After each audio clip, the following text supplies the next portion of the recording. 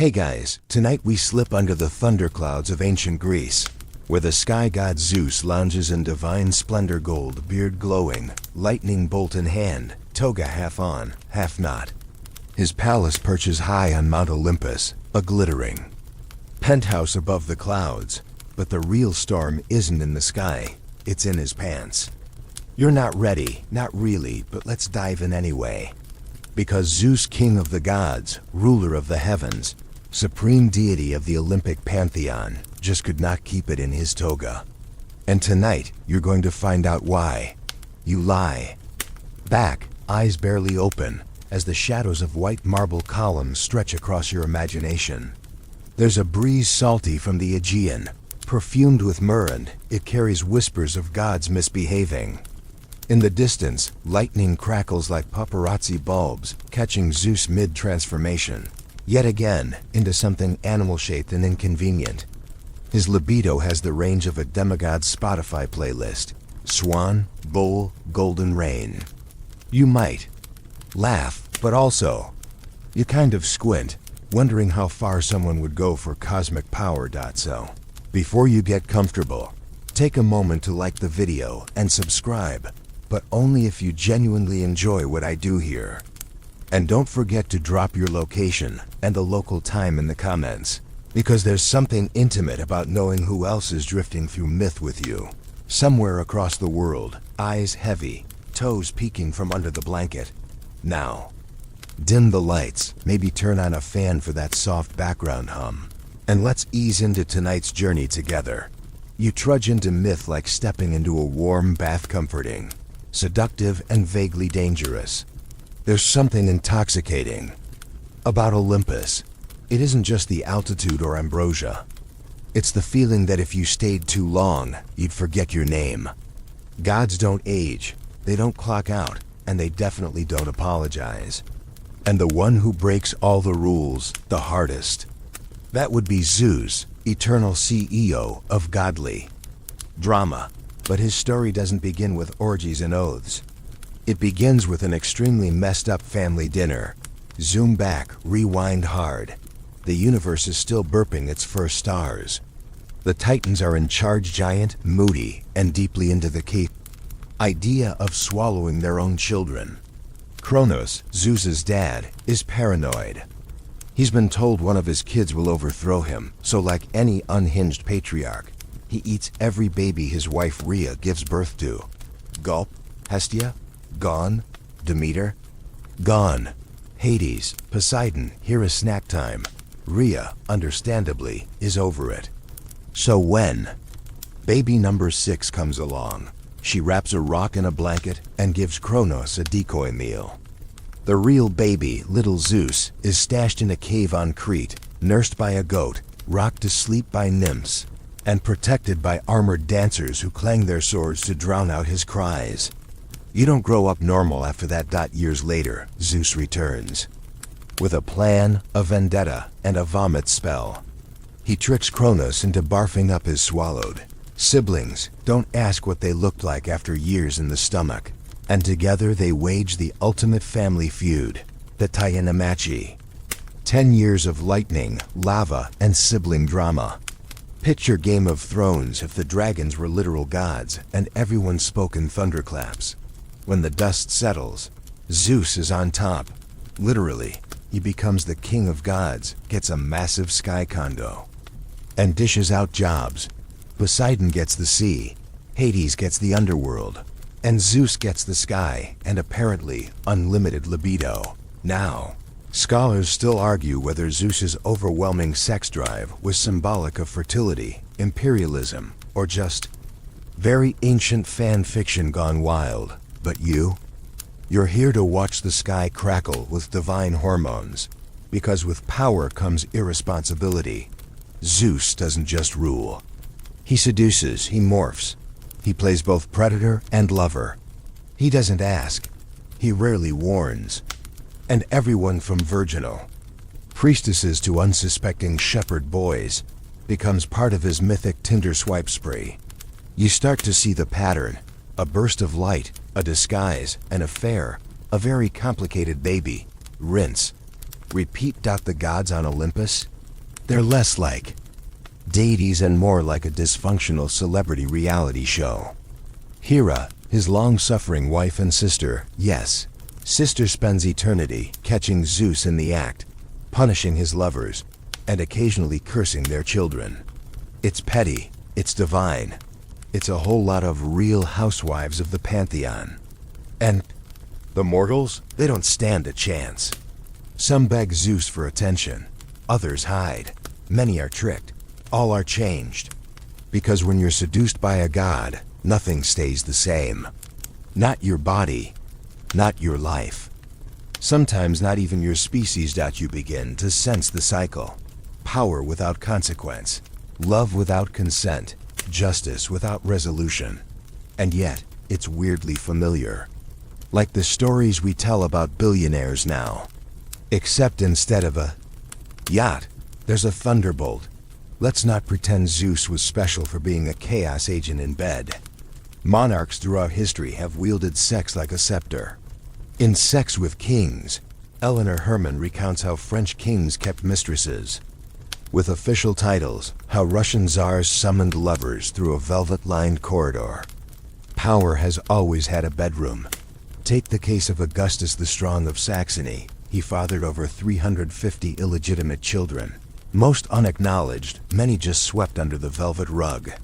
Or Sultan Ibrahim, the first of the Ottoman Empire, who once filled a pool with perfume and watched women splash around like exotic koi. Zeus would have fit right in. And yet, Zeus didn't need an empire or a harem. He had magic. He had metamorphosis.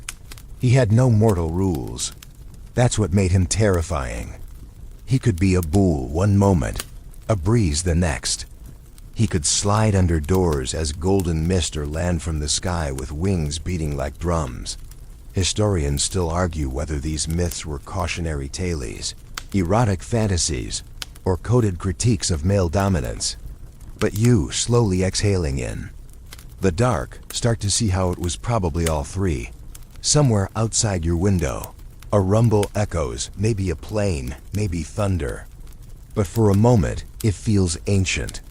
Like Zeus is still watching, still restless, still shifting shape in the sky, looking for the next legend to write in someone else's skin. And you haven't even met Leda yet. You haven't had time to adjust to the thunder in your ears when the timeline tilts again, dragging you deeper. Before Zeus was a weather god with impulse issues, before he was handing out offspring like party favors, he was just a baby with terrible odds. A baby born to a mother afraid of her husband's appetite for devouring his own children like a pre-Olympian snack pack. Cronus, that Titan father, wasn't cruel by accident. He was cruel by prophecy. The fear that one of his children would someday overthrow him was enough to make him swallow them whole. Not metaphorically. One moment, Rhea gives birth, and the next, Kronos opens wide like a celestial python. And you're left picturing it, not just the act, but the moment afterward. The silence. The way a mother might tremble holding an empty blanket. The taste of fear hanging thick as volcanic ash. When it came time for her sixth child, Rhea couldn't bear it anymore. She faked the birth, wrapped a stone in swaddling cloth, slipped it into Cronus's gullet. She gave her real child Zeus to the earth, and the earth answered. In a cave on the island of Crete, the baby god cried beneath dripping limestone as the goat Amalthea nursed him with warm milk. His crib rocked not by lullabies, but by clanging bronze. The Curetes' warrior. Dancers stomped and shrieked and clashed their weapons to drown out the infant sobs. You imagine that, your first lullaby being the sound of battle. No one speaks of how formative that must have been. How silence is never comfort when noise is the only safety. Zeus grows up not gentle, not soft, but forged. And one day he climbs. From that cave with fire in his eyes and a jaw set like storm clouds, there's no talk of therapy in mythology. Only revenge. Only prophecy fulfilled. He returns to his father's court, not with a sword, but a plan. A cocktail mixed by Metis, the goddess of cunning, equal parts honey and emetic. Cronus, drunk on power and ego, gulps it down. And then the stomach churns, and gurgles, and erupts. Out come Zeus's siblings, fully formed, blinking in confusion. Like time travelers. Hestia, Demeter, Hera, Hades, Poseidon, 5 gods spat from the belly of time. Their eyes lock with Zeus's. There's no need for introductions. They remember. They always remembered. What follows is the Titan Amachi. 10 years of war so intense the sky bleeds. The earth cracks open, oceans recoil. Mount Othrys, the Titan stronghold, rages against Mount Olympus, where Zeus and his siblings stage their rebellion. The gods enlist the help of the Hecatonthire's 100-handed. Giants and the Cyclopes, master craftsmen who forge the tools of war. Poseidon's trident, Hades' helmet of invisibility, and for Zeus, the thunderbolt. The first time he hurls it, the sky flinches. The second time, Cronus does. And by the third, Olympus rises victorious. Kronos is sliced and scattered into the sea. From his severed parts, new myths bubble up Aphrodite, for one, born from foam. And vengeance. But that's for another night. You might expect celebration, parades, maybe a rebranding. But what happens is more complicated.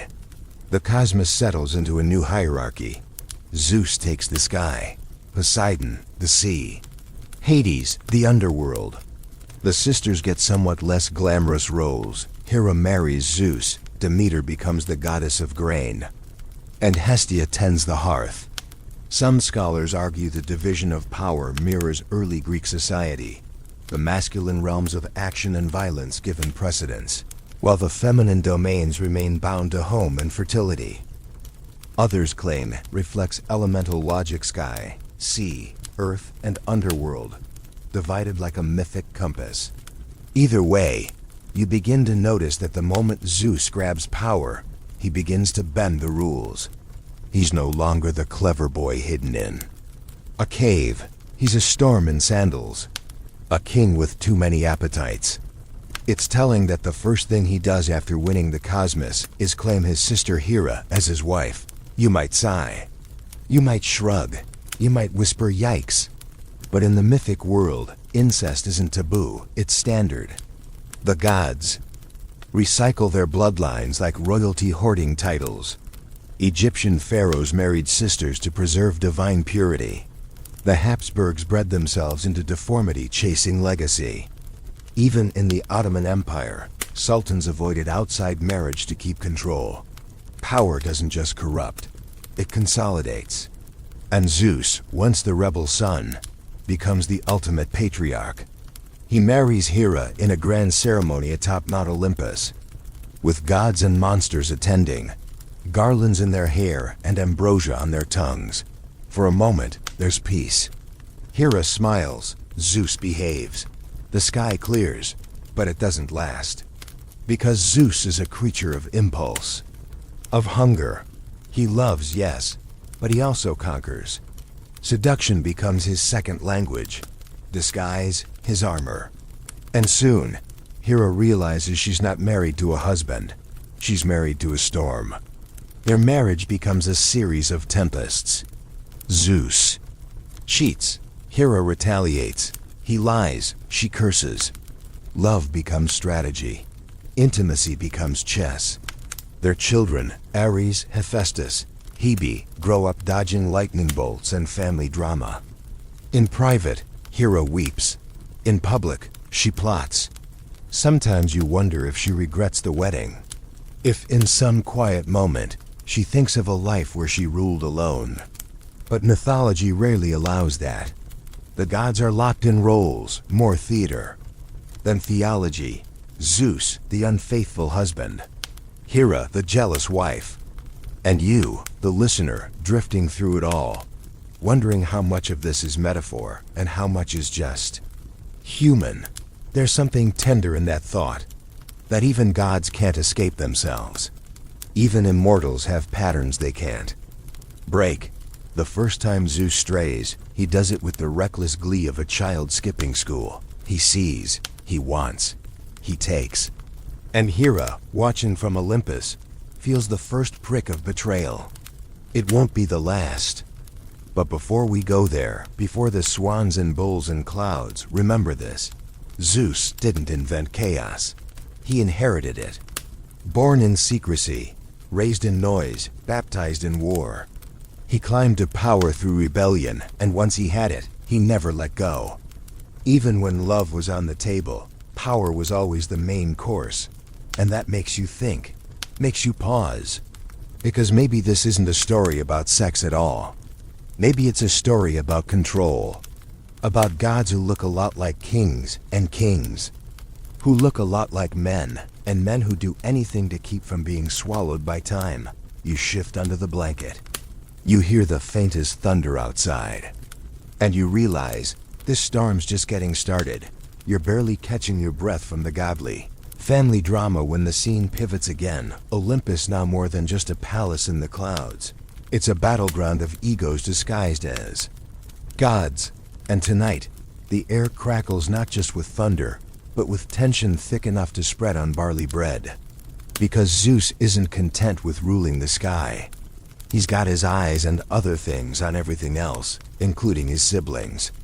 And this next chapter is less a romance, more a divine chess match with heavy breathing. Hera, the queen, sister wife, storm bride, is caught in a loop. Love, betrayal, rage repeat. She's not naive. No goddess married to Zeus ever could be.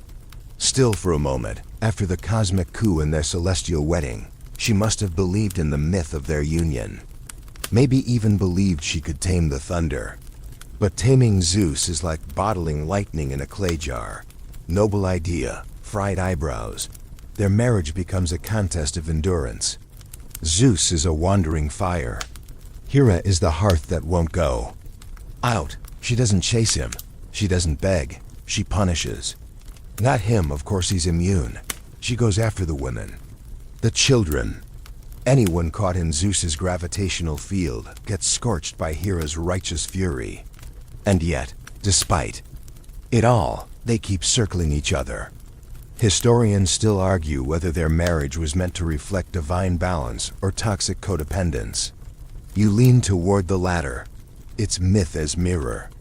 And in that mirror, tonight, you see the first real collision, because this isn't just a tale of sky and storm. It's about power and how love bends beneath it. You descend through the clouds, back to the foot of Olympus, where two divine presences are arguing, again. But this time, it's about the humans. Mortals, messy and inconvenient, have begun worshipping Zeus in increasingly elaborate ways. Hera finds it suspicious, not the worship, but the geography.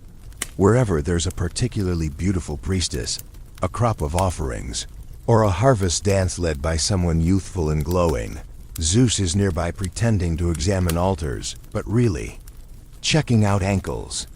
Hera calls him out. Zeus denies it. He flashes that grin, equal parts lightning and manipulation, and insists she's imagining things. And to be fair, sometimes she is. But other times? Well, you'll see. Because tonight, someone else is. Watching Zeus, a mortal woman, alone, pious, bound to a temple, and unknowingly about to become mythology. But before we meet her, let's jump sideways in time and make a stop in a European court, where sexual politics looked remarkably familiar. In Sex with Kings, there's a pattern among monarchs. Marry for power, love in secret. Louis XIV, France's son king, was married to Maria Theresa of Spain but famously took Madame de Montespan as his mistress, a woman so powerful she received foreign dignitaries and held court like a queen. Their bedroom was a stage for negotiation, their pillow talk a matter of state. And yet, behind the silks and perfumes, there was always another woman waiting to be blamed. Always a wife expected to smile politely while the kingdom applauded. Her humiliation. You feel it, don't you? The echo between Olympus and Versailles. Hera and Maria Theresa. Zeus and Louis, the difference is only one of altitude. Meanwhile, back on Olympus, Zeus has developed a new strategy, transformation. When his god form becomes too obvious, when Hera's eyes start narrowing, he starts changing shape. It's a hobby and a loophole. Beasts, birds, breezes. He bends physics to slip beneath robes and into legends. The most famous? Still to come. But even in the early days, his tactics raise eyebrows. When he visits the sacred groves of Dodona, he doesn't come as himself. He becomes mist, asks the oracles cryptic questions, flirts with the high priestesses under the guise of divine inspiration. It's manipulation wearing the mask of mysticism. And you begin to understand the complexity of this character. Not a hero, not a villain, but a force of nature that pretends to be a man. And forces of nature don't ask for consent. They move, they crash, they leave damage behind. This isn't to excuse him. Just to remind you, mythology doesn't hand you heroes. It hands you patterns. And sometimes, those patterns feel uncomfortably modern. And then there's Hestia, sister of Zeus, goddess of the hearth, and the one Olympian who stays out of everyone's bed. She declines drama like she declines marriage proposals. Even when both Apollo and Poseidon show up with immortal bouquets, she says no, swears eternal virginity, keeps the fire burning while everyone else is too busy misbehaving. She's the Joe, one you want to hang out with, honestly, chill, centered, no bull transformations, and yet she's barely in the stories. Because in myth, stillness isn't sexy. Drama is currency, and Zeus, he's got the biggest wallet. You drift now through one of his earliest recorded affairs. It hasn't reached legend status yet, but in dusty scrolls and clay tablets, it simmers. A nymph named Aegina, a sleepy island. In the Saronic Gulf, Zeus notices her during the coastal celebration, slips away from Olympus, and descends disguised as an eagle. He doesn't land with fanfare, just shadow and breeze. Aegina looks up, sees a god-shaped blur, and the rest becomes foggy. She disappears. The island groans. Her father, the river god Olympus, searches endlessly, but Zeus leaves no footprints. Just a pregnancy and a prophecy. Their son, Aeacus, will grow to become a king and a judge of the dead. But Aegina never gets a voice in the story. Just wings, water, and aftermath. And you start to ask yourself, how many women in these stories have names but not agency? How many are remembered not for who they were, but for who they birthed? Zeus doesn't care. He's already moved on, probably watching another festival, probably halfway into another transformation. Hera, meanwhile, has begun keeping score. She doesn't stop him, not yet. But the tension is building. You can feel it in the air. In the small symbolic acts, like when she refuses to sit beside him at a feast.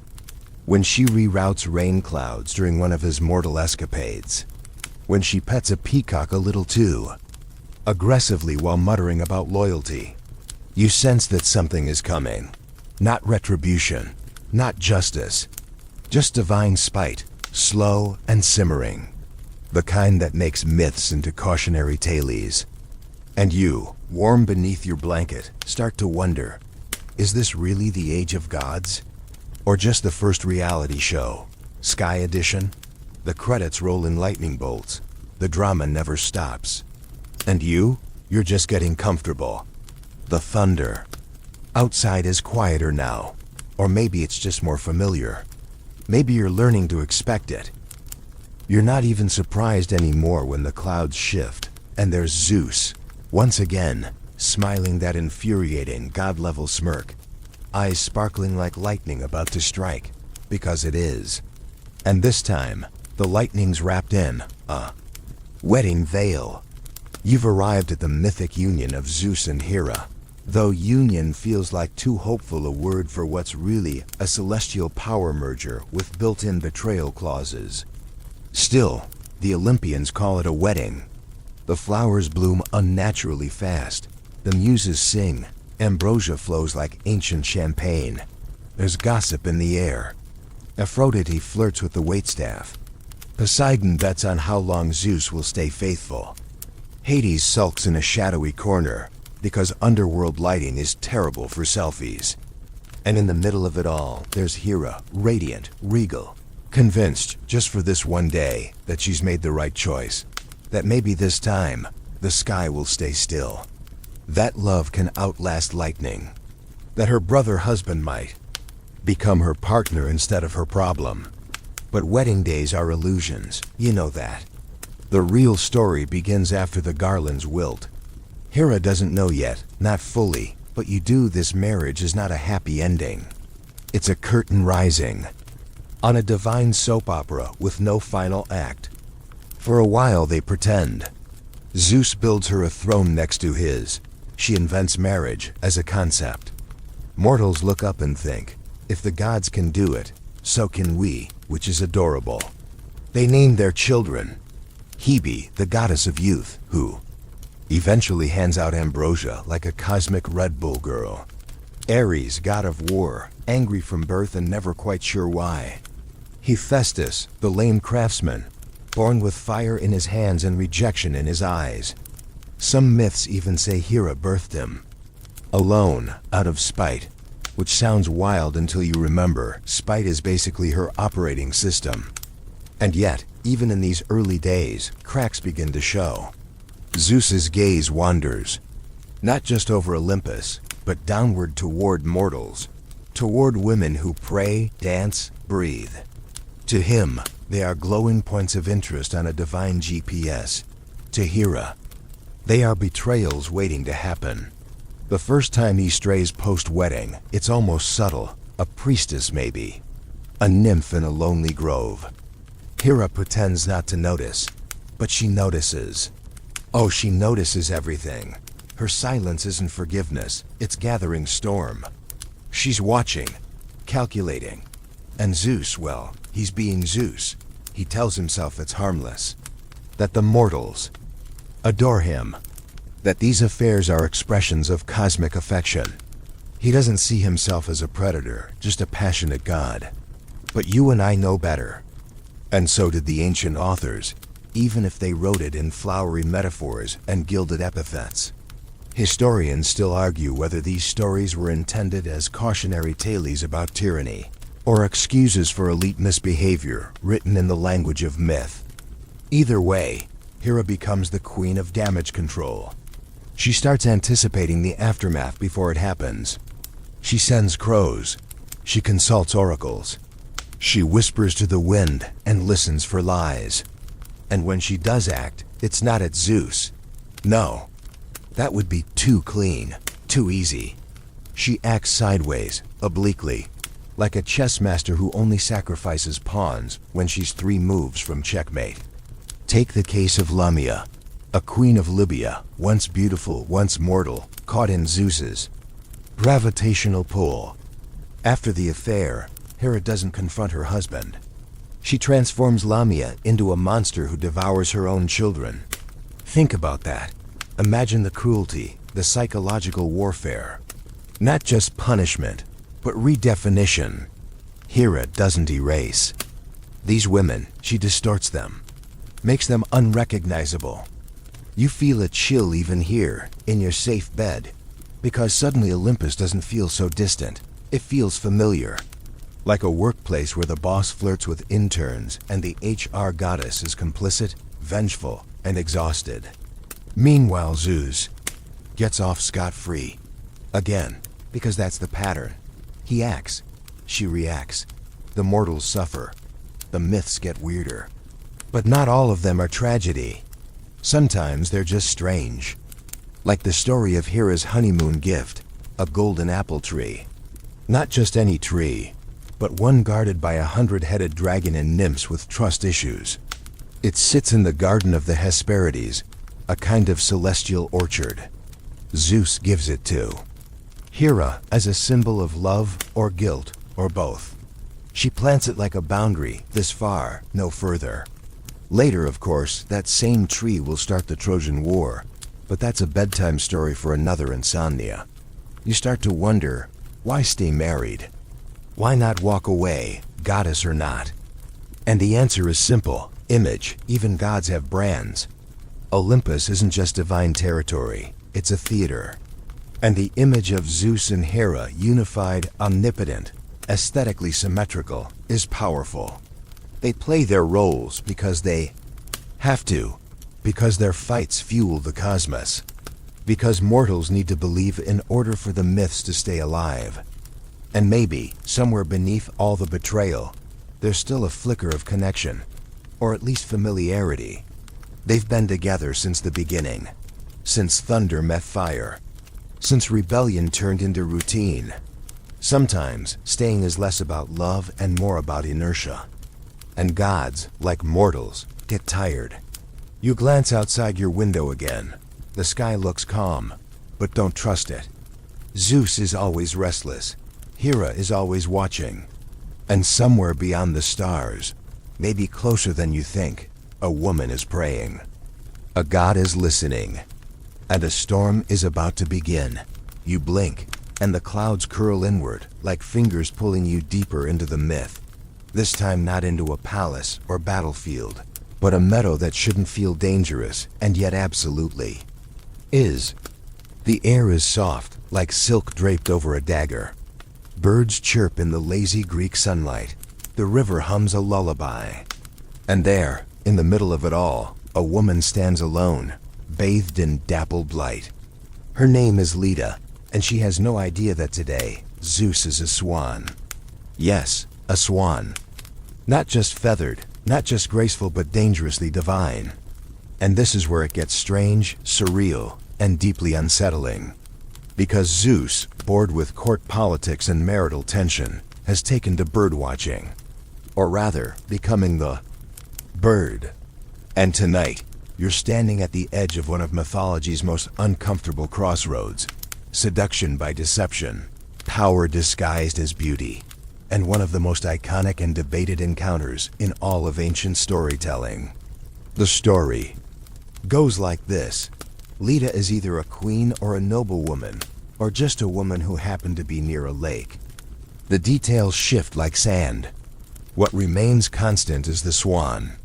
Zeus descends, wings wide, eyes sharper than any avian should possess. He doesn't just land, he crashes into her world with theatrical flourish. Some versions say he's fleeing from an eagle seeking refuge. Others say he charms her, nuzzles her, draws her into his feathers. But make no mistake, this isn't a fairy tale. It's a warning dressed in white plumage. And somewhere in the murky swirl of myth and metaphor, the result is the same. Leda becomes pregnant. But here's where things get even more surreal. She lays eggs, 2 of them, from which hatch Helen of Troy and either Clytemnestra or Castor and Pollux, depending on the version. Yes, eggs. You're now in a story where the most beautiful woman in the world is possibly born from an act of godbird seduction and cracked out of a literal eggshell. And you're wondering what kind of sleep-deprived creative meeting in Olympus approved this plotline. But this isn't just myth. It's iconography. Painters for centuries have been obsessed with the scene: feathers, bare skin, soft gazes, that try to romanticize what is, at its core, a violation. Leda never gets to tell her side. She's depicted as passive, as puzzled, as pliant. And Zeus, always regal, even in bird form. The gods get glamour, the women get symbolism. Historians still argue whether the story is an allegory for divine union, a twisted fertility myth, or ancient justification for elite conquest.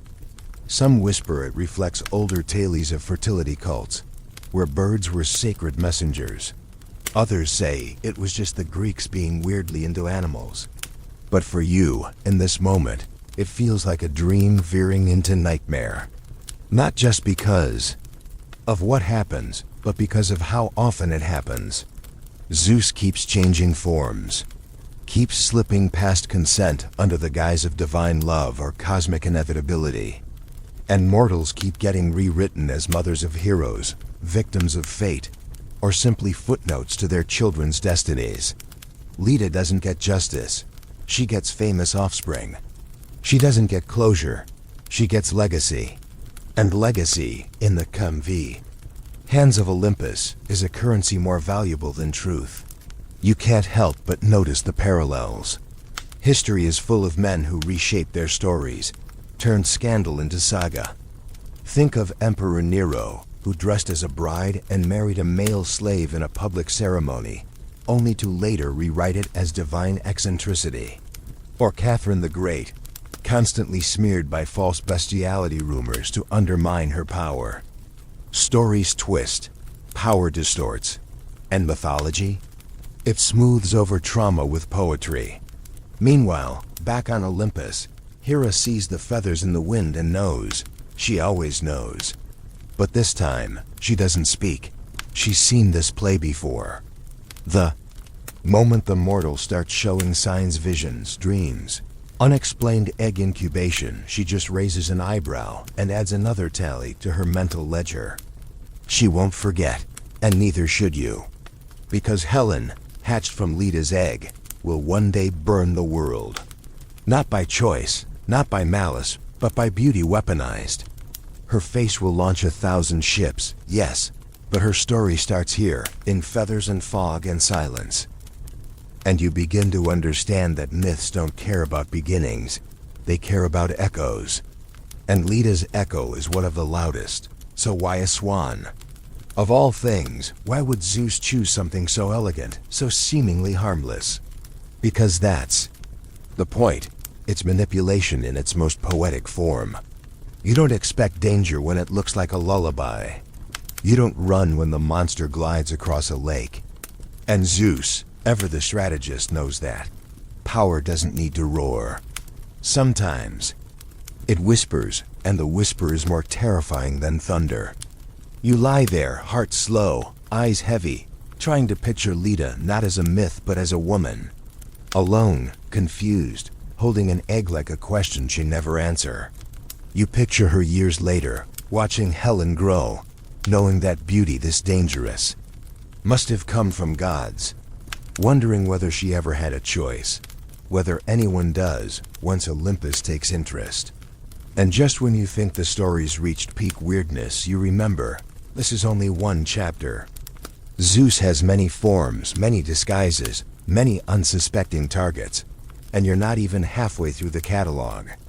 There are still bulls to ride, clouds to drift into, mistresses to mourn. But for now, you leave Leda behind, standing at the edge of her pond, the water still trembling, the air thick with swan feathers and something darker. You pull the blanket closer. Somewhere in the world, a storm grumbles. Or maybe it's just the gods laughing. You think you've adjusted. You think after the swan episode, your senses are numb to the strange weather patterns of Olympus. But tonight's storm doesn't creep in on wings or golden mist, it clomps in with hooves. Hooves and horns, and the smell of fresh-cut grass soaked in divine hormones. Because tonight, Zeus becomes a cow enthusiast. Specifically, he turns a high priestess into one. Yes, a literal cow. Her name is Io, and she's about to get caught in the strangest love triangle of the ancient world: Zeus, Hera, and a girl who wakes up one morning with a tail. But before we meet her, let's rewind and set the mood. The temple of Hera at Argos is buzzing. Incense floats in delicate coils toward the rafters. Flowers wilt gently under the Mediterranean heat. And Io, devoted priestess, is going about her sacred duties, lighting altars, chanting hymns, avoiding eye contact with gods. She's beautiful, of course. In mythology, beauty is both blessing and doom. And one day, as she prays under the open sky, Zeus notices her. You can picture it. He's probably leaning on a cloud like it's a bar counter, elbow out, toga dangerously loose, scanning the earth like a celestial dating app. He spots he watches. He falls or lusts, it's always hard to tell with him, and descends. Now Hera, who knows her husband better than he knows himself, senses something's up. The skies darken. The birds grow quiet. Hera doesn't need proof. She needs a location. So Zeus panics. His divine brain short-circuits, and he does what any god in an awkward situation might. Turns the object of his affection into a cow. Not a metaphorical cow, not a disguise. A full-on four-legged, udder-having, mooing bovine. The temple girl becomes livestock. Somewhere in the cosmos, Freud raises an eyebrow. Now Hera arrives, stepping down from Olympus like a thundercloud. In heels, she surveys the field, sees the cow, sees Zeus sweating metaphorical bullets, and she smiles. "Lovely heifer," she says sweetly. "May I have her?" Zeus stammers, nods, and just like that, Io becomes a gift, passed between divine. Hands like a bad joke everyone's too polite to laugh at. Hera isn't fooled. She assigns Argus, her 100-eyed servant, to guard the cow. Not guard in the protective sense. Guard in the if Zeus comes sniffing around, stab him with a stare kind of way. Argus never sleeps, literally. He closes. Some eyes while others stay open. A living surveillance system long before Olympus invents divine CCTV. But Zeus isn't done. He sends Hermes, god of messages and mischief, down to deal with the situation. Hermes charms Argus with stories and lullabies, playing the panpipes like a jazz magician until one by one, those 100 eyes blink shut. Then he kills him, quietly, efficiently. It's a myth, so the murder's poetic. Hera, of course, is livid. She collects Argus's eyes and immortalizes them on her sacred bird, the peacock. So the next time you see a peacock fanning its tail, remember, it's not just showing off. It's Hera's quiet revenge, a reminder that she never forgets who's watching. Io, finally free, is not transformed back into a human, not yet. Instead, she's set loose to wander, across Greece, across Asia, all the way to Egypt, depending on which version you hear.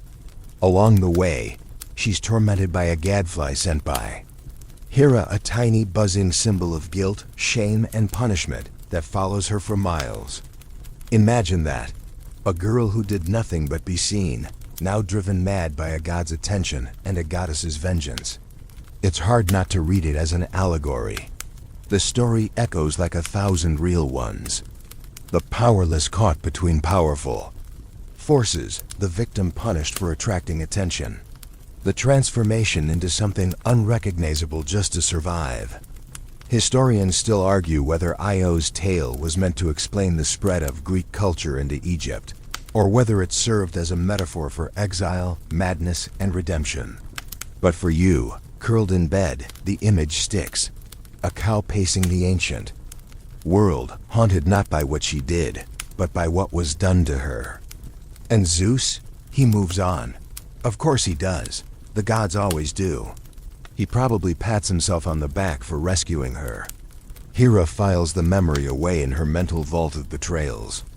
And Io eventually finds a new life in Egypt, where she's worshipped as Isis because mythologies, like trauma, migrate. Now let's take a breath. But not too deep, because even in modern history, the air is still heavy with echoes. In the erotic spirit through history, Peter Webb tracks how desire has always been wrapped in disguise. Kings would don costumes to visit brothels anonymously. Women would mask themselves to attend salons where their intelligence could shine without judgment. Power wears masks, whether it's divine feathers or velvet hoods. And every mask is a lie pretending to be safety. Io never had that luxury. Her disguise wasn't chosen, it was forced. And in that, her story becomes eerily timeless. You think of all the women rewritten to fit someone else's narrative. All the people who wake up one day and realize they've been transformed by trauma, by power, by myth, into something they never chose to be. And suddenly, the ancient story isn't so ancient. It's right here, in the room, in the quiet, in the buzz of something invisible, still circling. But there's one bright moment. Eventually, Zeus forgives Io, as if she did anything wrong, and turns her human again. She's exhausted. Change. She gives birth to a son. Her line becomes, royal, and she's granted peace. Not justice, not really, but a truce. The myth ends not with triumph, but with silence. And maybe that's the best any mortal could hope for after colliding with a god. You sigh. The air smells faintly of rain. The thunder is distant. But the image lingers. A girl in white robes, now grazing under the sun. A peacock watching from a tree. A gadfly hovering, just out of reach. And a god above it all, already scanning the earth for his next story dot, just when you think Zeus can't get any bolder after the feathered seductions and bovine detours, he raises the stakes again. This time, there's no deception, no back alley. Disguise, just a full-throttle divine kidnapping and a cross-continental ride that rebrands both a girl and an entire landmass. Her name is Europa, and if that sounds familiar, congratulations, you found the namesake for a continent. Not a queen, not a conqueror, but a teenager with great hair and the misfortune of catching Zeus's eye while picking flowers. The story begins on a bright Phoenician morning. The sea sparkles, the wildflowers bloom in loud color. Europa and her friends laugh near the shore, unaware they're in the opening scene of a legend that will ripple across maps, coins, and centuries. Zeus watches from Olympus, perched like a voyeuristic hawk, restless as ever. He doesn't blink. Doesn't breathe, just stares. Europa's laughter rises like perfume. Her tunic flutters in the breeze, and that's all it takes. The king of gods is officially smitten, obsessed, possessive. The next step? Transformation. He doesn't turn into wind or mist or lightning, not this time.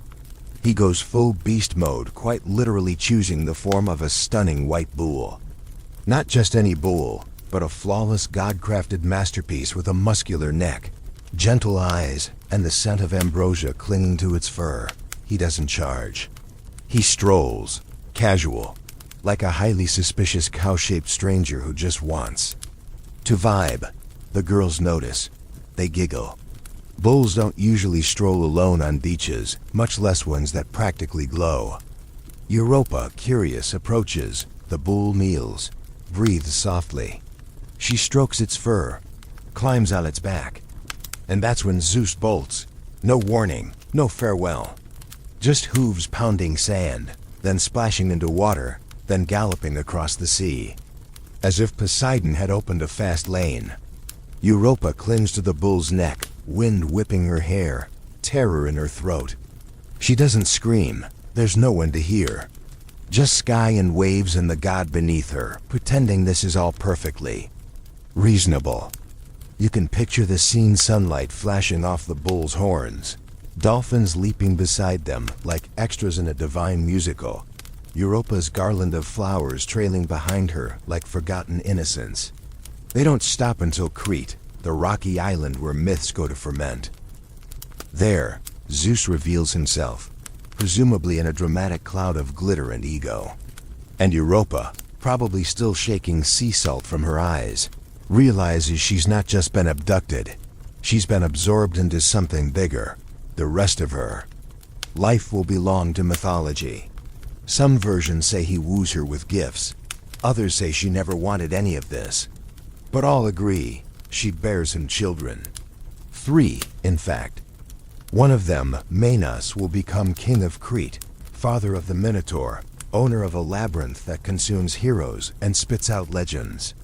So yes, from this one moment girl meets bull, bull is god, girl gets renamed, comes a domino effect of mythic consequences, and the continent, it gets her name. Not Hera, not Athena, not Artemis, Europa, the girl who held on, who didn't drown, who wrote a bull into history.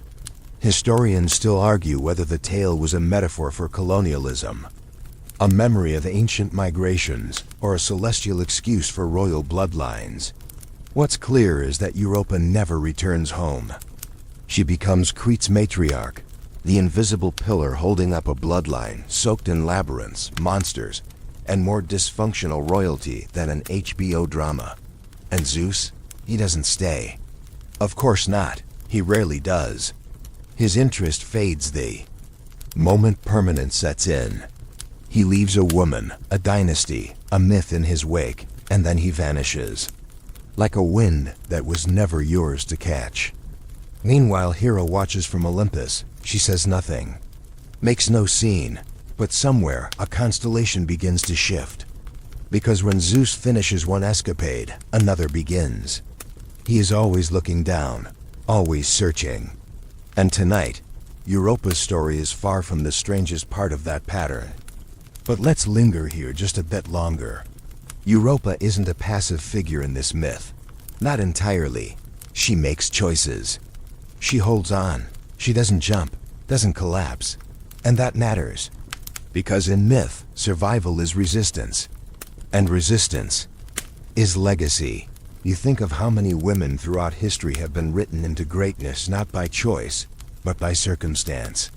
Taken, renamed, immortalized in poetry and politics.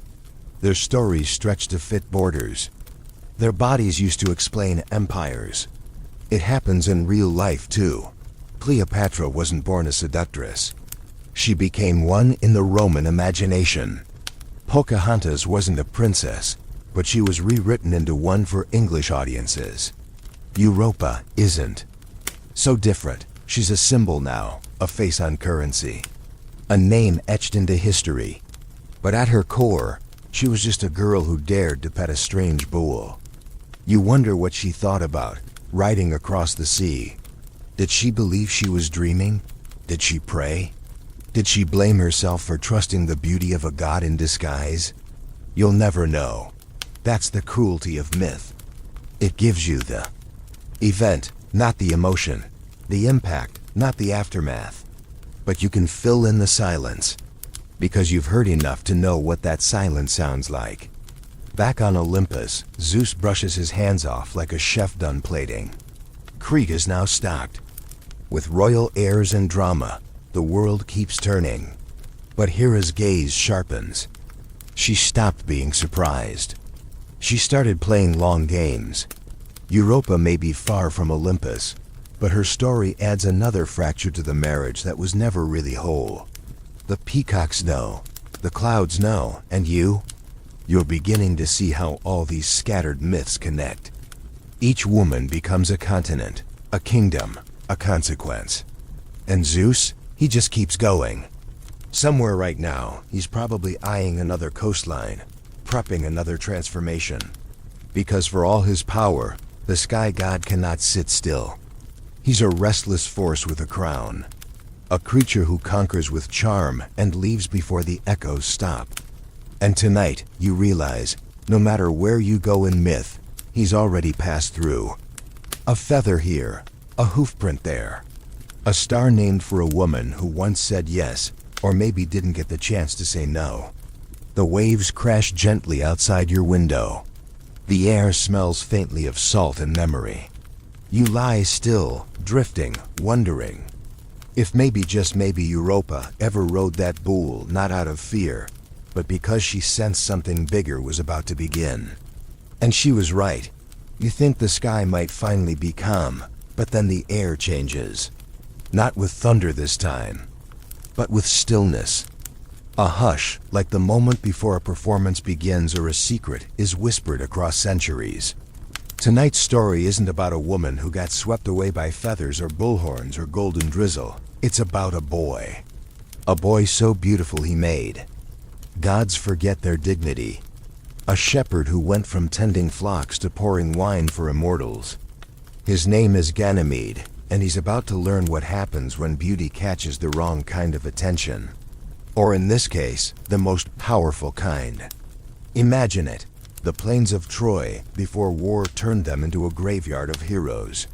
The grass is tall, the sky is wide, and Ganymede walks through it like a poem made flesh. He's no prince, just a boy with kind eyes and a strong back, chasing goats and dreams. But somewhere above, Zeus sees him and stops. Stops mid-conversation, mid-marital spat, mid-lightning polish. The moment Zeus sees Ganymede, the world pivots. The king of the gods doesn't descend in disguise this time. He doesn't pretend or plead. He transforms, yes, but this time into an eagle. Not symbolic, not poetic, but massive talent, and terrifying. He dives. Ganymede looks up just in time to see feathers blotting out the sun. Then he's in the air, wrapped in claws, lifted toward Olympus with nothing but wind and wonder. You pause here. You imagine the sheer panic, the sky whistling past your ears, your flock scattering below, and a god's heartbeat thundering through bone. Ganymede is taken, abducted, elevated, and when he arrives on Olympus, there's no apology, no explanation. Just a job, cupbearer. He is to pour nectar for the gods, to serve, to be seen, to smile, and to never age. Because that's the gift and the curse of immortality. He will stay beautiful forever, but he will also stay captive. Zeus, for his part, doesn't hide his affection. He lavishes Ganymede with gifts, grants his father a herd of immortal horses as compensation, as if a divine stable offsets the kidnapping of your son. And the other gods? They're split. Some are amused, some offended. Hera, of course, is furious, not just because it's another betrayal, but because it's a public one. Ganymede isn't a secret. He walks among them. Radiant and real, Hera doesn't punish him though. She ignores him with the precision of a goddess who's already weaponized silence. Historians still argue whether Ganymede's story was meant to reflect divine love, sacred beauty, or simply normalize aristocratic same-sex relationships in ancient Greece. Some say he became a symbol of heavenly favor. Others whisper that he was never meant to be seen as a boy at all, but as an allegory for the soul being lifted to higher knowledge. But here's what matters to you, listening in the dark. He never chose. Ganymede didn't ask for wings or wine or eternity. He just looked too long at the sky, and the sky took him. You think about that, the idea that beauty itself can be a liability. That being seen is sometimes the most dangerous thing. It wasn't just women Zeus targeted. Anyone who shimmered in the right light, who stirred something restless in the clouds, became fair game. Mortals weren't lovers. They were experiences, symbols, proof of power. You lie there, hearing the echo of Ganymede's silence. He doesn't get monologues or laments. He doesn't even speak in most versions. He just serves, beautiful, permanent, decorative. Like a statue in a palace, admired but never asked how it feels. In a modern context, you see it everywhere how society prizes youth and beauty until they become threats. How people are plucked from their lives and placed on pedestals so high, they forget what the ground feels like. The cupbearer of the gods is more than a boy. He's a metaphor for how power consumes desire, then preserves it in amber. And Zeus? He calls it love. As if love justifies kidnapping. As if immortality makes captivity kinder. And that's the hardest part, because the myth never punishes Zeus for this. He doesn't repent. He doesn't return Ganymede. He immortalizes him in the stars, placing him in the sky as Aquarius, the water-bearer. Even now, people look up and say, there. He is, but what they mean is, there's the boy who never got to come back down. You picture Ganymede alone on Olympus, a golden pitcher in his hands, watching gods laugh and drink while he stays the same. He never grows up, never grows old. And you wonder, is that really a gift? Or just another form of being frozen in a moment that was never yours to choose? Meanwhile, back on Earth, stories spread. Poets turn Ganymede into verse. Philosophers discuss the nature of love using his name. Statues are carved, coins stamped. His face becomes a symbol, but his voice remains lost. In the background, Hera still simmers. She doesn't act this time, but she remembers. She always remembers. Because Ganymede wasn't a threat to her marriage, he was a symptom. Proof that Zeus's hunger wasn't about pleasure, it was about possession. Control, the need to consume everything that shimmered, whether it wanted to be consumed or not. And yet, in the strangest twist of myth, Ganymede never becomes bitter. He stays, he serves. Some versions even say he finds peace in it, that he learns to float above the chaos, that his beauty becomes armor. Maybe that's the truest part of the myth, that sometimes survival means learning how to turn your own stillness into strength. You glance up, imagining the stars. Somewhere, the constellation of Aquarius glows. Water pours endlessly from an urn that never runs dry. And you wonder, does he remember the grass under his feet? The feel of a goat's horn? The sound of the wind before it became his prison? Or has eternity drowned those memories, leaving only the role he was forced to play? The gods drink. The sky spins, and you're still awake, still watching, still listening for the echoes of the ones who never got to speak. You've followed Zeus through feathers and storms, across continents and down the throat of divine dysfunction, but tonight, the myth doesn't open with a transformation. It opens with smoke, with perfume, with a woman trembling in candlelight, her breath sticky with anticipation and dread. Her name is Semele. And tonight, you learn that sometimes the deadliest thing a mortal can wish for is the truth. You picture her now in Thebes, pacing inside a palace chamber that smells like burnt offerings and lilacs. She's young, beautiful in the dangerous way that catches the eyes of both poets and gods.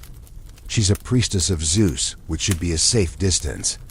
But when a god notices you, there is no safe. Zeus comes to her not with lightning, but with sweetness, whispers, moonlight dripping through the window as his footsteps don't echo like they should. He visits her in secret, cloaked in shadows, voice low as honey, promising love, protection, a child. And maybe, just maybe, he means it.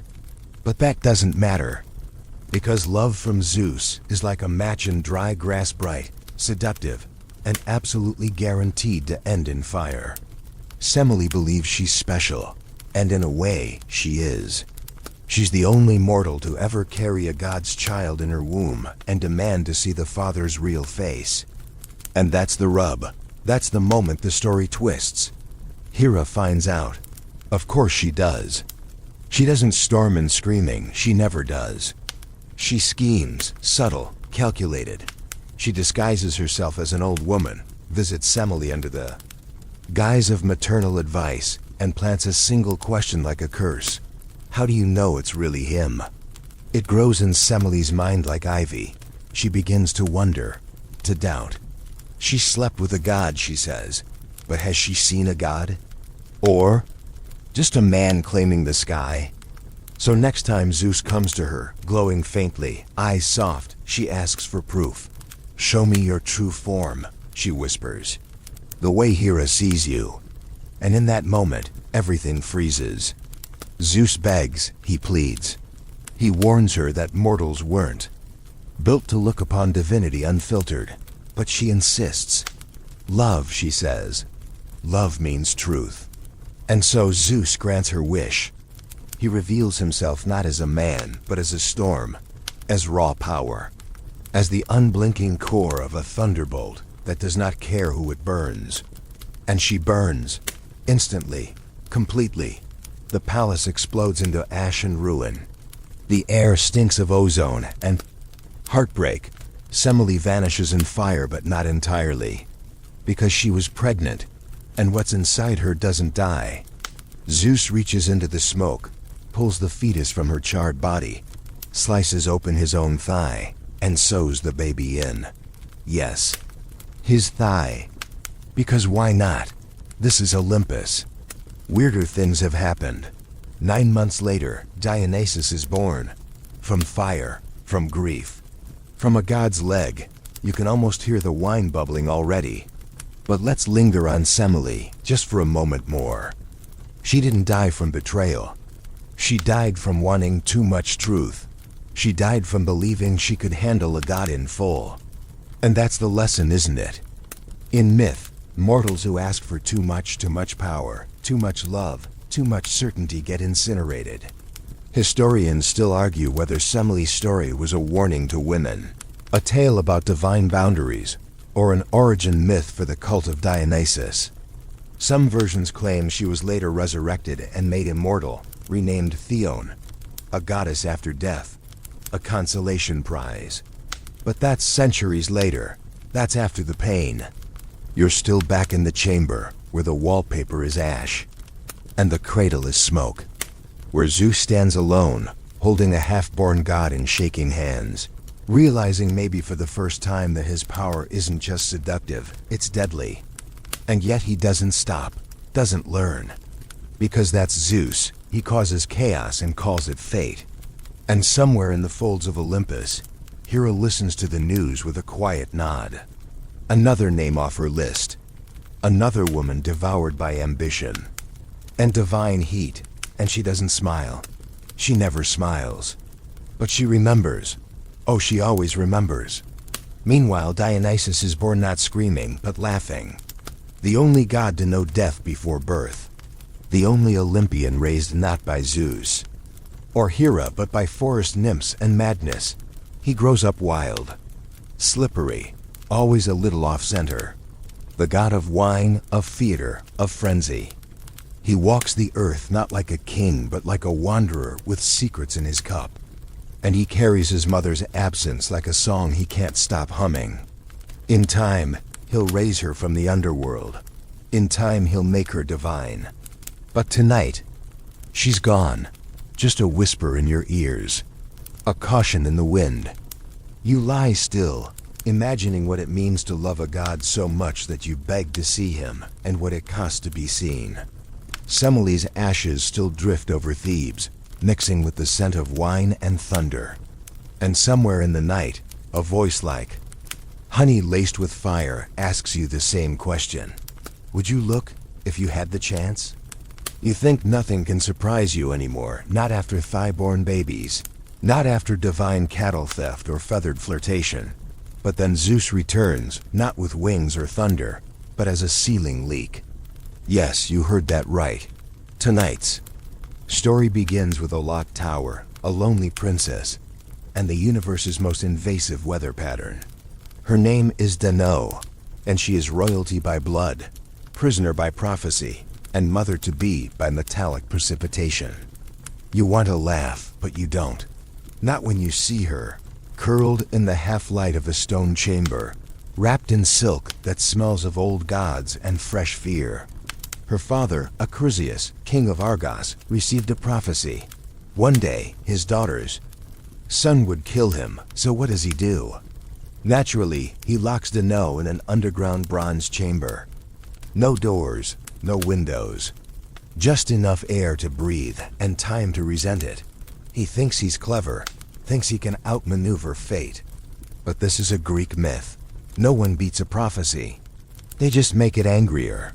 Meanwhile, Zeus, lounging somewhere, above mortal anxieties, glances down and sees her. Not in a garden, not in a temple, in a cell. And somehow, that only intensifies the appeal. Because Zeus doesn't like to be told, no, and Danae's enclosure isn't just physical, it's symbolic. She is off limits, untouchable, sealed, and Zeus, ever the innovator of inappropriate entry, decides, I will become rain. Golden rain, specifically. You hear it before you see it, a soft metallic patter, like coins on marble. Then it slips through cracks, through grates, through impossibilities. It pours down from the ceiling, light as mist, heavy as fate, and Dano looks up, because what else can you do when the weather turns divine? One moment, she's alone, the next she's engulfed. There are no witnesses, no dialogues, just the image burned into myth. A woman bathed in gold, stomach already twisting with the future. It's not a romance. It's not even a seduction. It's a divine intrusion masked as miracle. And 9 months later, Perseus is born. Yes, that Perseus, slayer of Medusa, rescuer of Andromeda, headliner of a dozen heroic tales. But before he's a legend, he's an infant screaming in a bronze cell, his mother terrified, his grandfather furious. Acrisius, now realizing that, fate laughs in bronze, has Danae and her baby shoved into a wooden chest and thrown into the sea. It's a solution so desperate, it wraps back around to stupidity. Let's recap. Lock your daughter in a box, she gets pregnant. Throw her in. Box again, she survives. Fate, 2. Acrisius, 0. But here's where the myth shifts from assault to survival. Because Danae, cast adrift in a coffin with a baby in her arms, doesn't drown. The sea doesn't consume her. Instead, she washes ashore on the island of Seriphos, where a kind fisherman named Deities finds her and raises Perseus as his own. For a while, things are peaceful, until they're not. Because evil doesn't just live in prophecies and gods, it lives in men. Specifically, Polydex, the king of Seriphos. He wants Danae. She says no, he doesn't handle it well. So he sends Perseus on an impossible quest. Bring me the head of a Gorgon. Problem solved, right? Send the kid off to die and take the mother. Classic. But Perseus doesn't die. He decapitates Medusa, escapes with a winged horse, turns monsters to stone, returns with a head in a sack and trauma in his eyes. Polydex, statue. Problem solved. Danae is safe again. And Zeus? Well, he's not in this part of the story. He vanishes after the rain, after the pregnancy. He doesn't raise the child, doesn't protect the mother. He just leaves. As he always does. Like a hurricane that's already moved on to another coastline. Historians still argue whether the golden rain was symbolic of divine seed, royal legitimacy, or just poetic license to cover a deeply problematic origin. Artists loved it. Imagine an entire genre of nude women being gently waterboarded by coins. Romantic, right? But you lying here in the dark, know better. You see Danae not as a muse, but as a girl imprisoned by fear, impregnated by weather, and left to float on hope. And that hope? It survives. Because Danae doesn't become bitter. She doesn't crumble. She becomes a mother who raises a hero, who doesn't let trauma calcify into silence. She teaches Perseus to fight not just monsters, but lies. And maybe that's why her story matters, because it isn't just about what was done to her, but what she made of it. She's not a victim in the way myths usually define them. She's a survivor who outlives kings, curses, and the gods' worst intentions. And Perseus, he never forgets where he came from. Never turns into another golden thundercloud. He grows up knowing his mother faced a god and didn't break. That kind of legacy, it's louder than prophecy. Meanwhile, Hera adds another name to the ledger. Another woman betrayed. Another child born of storms. But she doesn't act. Not this time. Maybe even she's exhausted. Or maybe she knows that Danae's story doesn't need revenge, it already won. And you, staring at the ceiling, now wonder about all the ways power seeps through cracks. How it doesn't need to kick down the door when it can just become the rain. But you also wonder about what happens after the storm, after the sea, after the god is gone. And that's where Danae lives not as a myth, but as a memory that refuses to sink. Her name isn't carved into a continent. Her face isn't in the stars, but her story, it never drowns. It floats. You might think by now there's no way Zeus can surprise you. Not after thigh-born gods and golden showers and bird-brained courtships, but then he shows up wearing someone else's face. Tonight, the god doesn't arrive as rain or bool or breeze. He shows up as a husband. More precisely, as a woman's husband. And not just in disguise, but deep fake before deep fake. Impersonation-level deception with consequences that ripple into legends. Her name is Alcmene. Her husband's name is Amphitryon. And Zeus decides he wants her.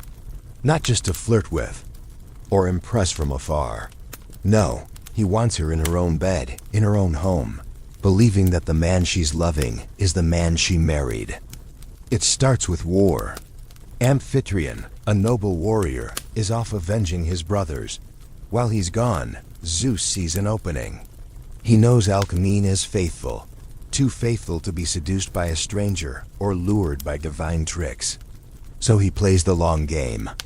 He takes Amphitryon's form, his voice, his walk, his gestures, and he stretches one night into 3.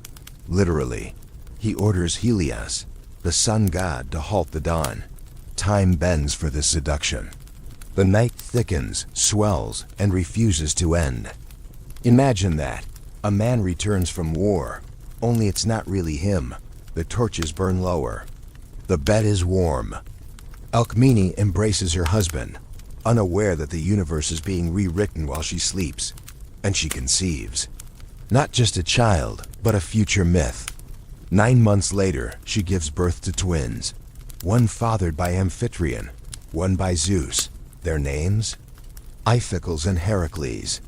You might know him as Hercules, the demigod, the lion slayer, the 12-labor overachiever. But in this moment, he's just a baby with divine blood and a complicated birth certificate. Hera, of course, finds out. She always finds out. But she doesn't punish Zeus. She goes after the child. Because Heracles, even as a newborn, is already a threat, a reminder of her husband's duplicity made flesh. So one night, Hera sends 2 serpents into the nursery. Most infants scream. Heracles strangles them in his crib, cooing. It's his first act of strength, and possibly his last peaceful one. Because Hera's vendetta doesn't end with failed assassination. She chased Heracles his entire life, drive him mad, force him into labors so brutal they scar history. But tonight, he's still an infant, still swaddled, still unaware that his father isn't just a man, but a storm wearing a mask. You can't help but pause here, because this isn't just another bizarre encounter. This is something darker. The god of thunder didn't just seduce. He impersonated. He didn't just lie. He stole identity, intimacy, trust, and in some versions, Alcmene eventually finds out. Imagine that moment. The man she made love to wasn't the man she married. The child she carries has the sky for a father and deceit in his veins. Historians still argue whether this myth reflects ancient anxieties about paternity, or whether it served as a divine justification for heroic bloodlines. Some believe it was propaganda, Zeus placing himself in every great man's ancestry. Others suggest it's a cautionary tale. Not every familiar face is safe. Either way, you start to notice the pattern. Zeus doesn't chase just beauty. He chases legacy. Every encounter spawns a hero, a city, a myth. His affairs are less about pleasure and more about planting stories into the soil of time. And the women? They become conduits. Wombs with destinies, often discarded after their role is fulfilled. But Alcmene, she matters. Not because she becomes immortal or vengeful, but because she survives. She raises both sons. She doesn't abandon the divine one. She teaches Heracles not just strength, but restraint, even as the world conspires to twist him into a weapon. And Heracles? He grows up with dreams he doesn't understand and rage he can't control. Hera infects his mind. He loses everything, kills those he loves, and then seeks redemption not in Olympus, but in suffering. That's why the labors matter, not because they're feats of power, but because they're penance. Cleaning stables, slaying beasts, retrieving golden apples that don't want to be retrieved. Each task is a therapy session wrapped in mythology, a slow unraveling of guilt baked into muscle and sweat. But it all begins with that one night, when Zeus stretches the darkness just to play husband. You wonder what Amphitryon felt when he returned. Did Alcmene know? Did she suspect? Or did she quietly accept the strange doubling of her sons, the divine and the mortal, without ever speaking the truth aloud? Myth doesn't say. But you can guess. You've seen it before. In stories, where silence is safety, where questions go unanswered because the truth is too heavy to carry. And Hera? She watches Heracles grow, watches the child become a man, become a myth, become an echo too loud to ignore. She tries to erase him, fails, tries again, fails louder. Eventually, after decades of hate and torment, she reconciles. She lets him marry her daughter Hebe. She forgives. Or at least forgets. Because even gods get tired of vengeance. And Zeus? He probably considers it all a success. He got his hero. He got his tale. He got his name stitched into the muscles of history. But Alcmene, she didn't ask for any of it. She was a wife, a mother, a woman caught in a lie so big it cracked the stars. And still she endured. You lie there, staring at the ceiling, and wonder how many stories began in falsehood but grew into something real. How many truths were born from deception. And whether Heracles, in his quietest moments, ever wondered what it meant to be both man and god in neither. Outside, the wind shifts. Not a storm this time, just a whisper, as if someone's moving. Through the dark and borrowed skin, as if a face you know might not be the one you trust. And you pull the blanket higher. You think you've seen every version of Zeus's divine improvisation raining from ceilings, impersonating spouses, pulling babies out of thighs, but just when you're ready to call him predictable, he throws you into the woods. Dark, sacred, wild. A place where nothing obeys Olympus and everything echoes with teeth. This time, it's not a palace girl or royal virgin, it's a huntress. Bow in hand, eyes like sharpened obsidian, feet light on pine needles. Her name is Callisto, and she's sworn to Artemis, goddess of the moon, of chastity, of no-nonsense boundaries. That alone should make her untouchable. But Zeus has never respected boundaries, and he definitely doesn't start now. You see her there, silent in the woods, a creature of focus and freedom. She doesn't flirt. She doesn't court favor. She hunts. She lives outside the palace walls, outside the expected roles of womanhood. And that, perhaps more than beauty, is what makes her dangerous. What makes her intriguing. Zeus watches, stalks, waits. Then in a move straight from the creepiest pages of myth, he doesn't disguise himself as an animal or a cloud. He becomes Artemis. Think about that. Not just an illusion, but a mockery of trust. Callisto, seeing. Her divine patron lets her guard down. Who wouldn't? She spent her life serving this goddess, sharing sacred silence and oaths beneath the stars. So when Artemis approaches, when she smiles and reaches out, Callisto doesn't question. She submits. And Zeus, wrapped in borrowed skin, takes what he came for. It's quiet, it's cruel, and it changes everything. Because Callisto becomes pregnant, and in a virgin goddess's retinue, that's a death sentence. She hides it for as long as she can, stomach tight with shame and fear, until the swelling betrays her. One day, as the girls bathe in a sacred spring, the secret floats to the surface. She is cast out, banished not for what she did, but for what was done to her. Artemis doesn't ask questions, doesn't listen. She just points to the trees and tells Callisto to leave. The woods, once her sanctuary, now become a cage. She gives birth alone. A boy, Arcas. His name will matter. But not yet. For now, Callisto raises him in the forest, hiding from both mortals and gods. Until one day, Hera finds out. And true to form, she doesn't punish Zeus. She never does. She punishes Callisto. She turns her into a bear. Yes, a bear. Large, shaggy, slow. The woman who once moved like a shadow now lumbers, growling through the underbrush.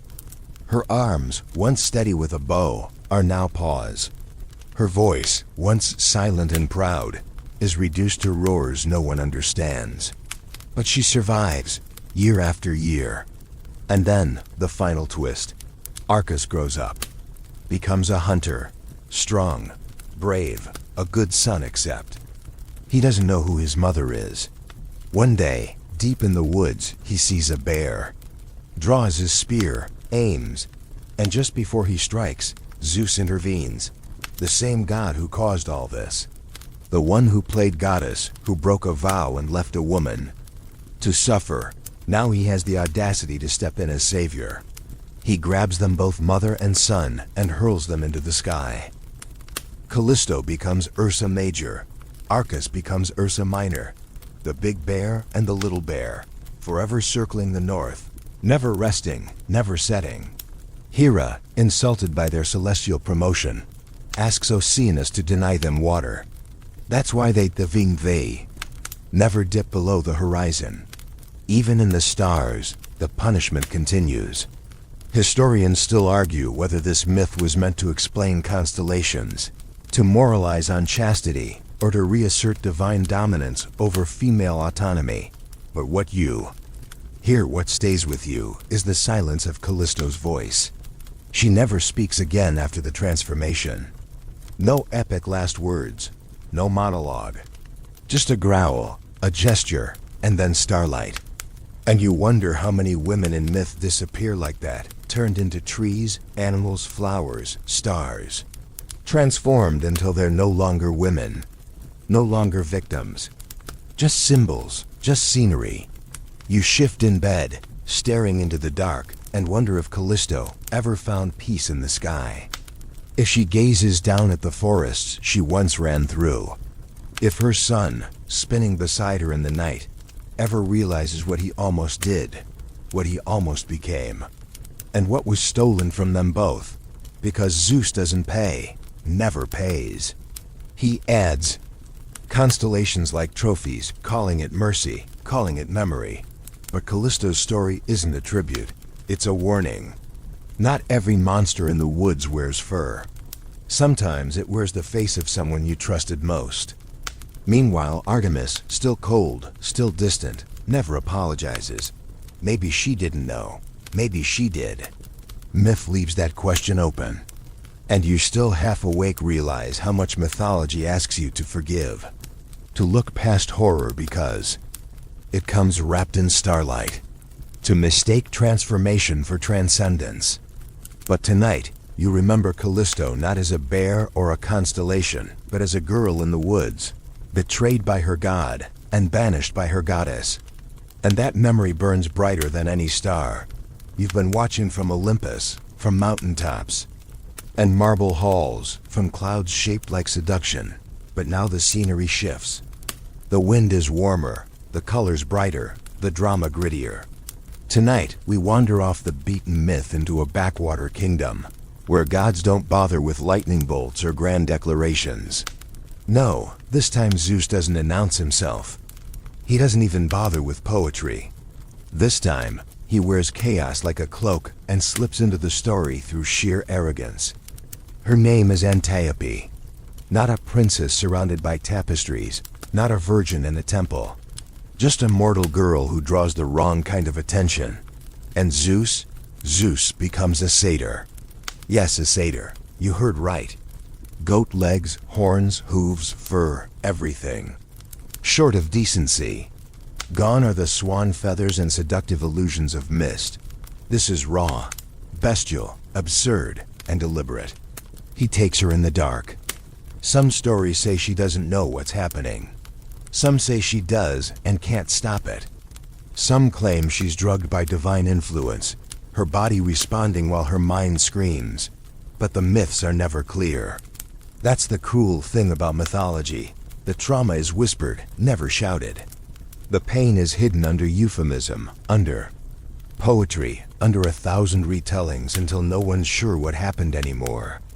All we know is this Antiope ends up pregnant, with twins. And shame. Her father, ashamed of her perceived dishonor, casts her out. She flees, belly swollen, hunted not just by men but by expectations. She finds shelter with King Apopius in Sicyon. He marries her maybe out of pity, maybe out of politics, but the past chases her.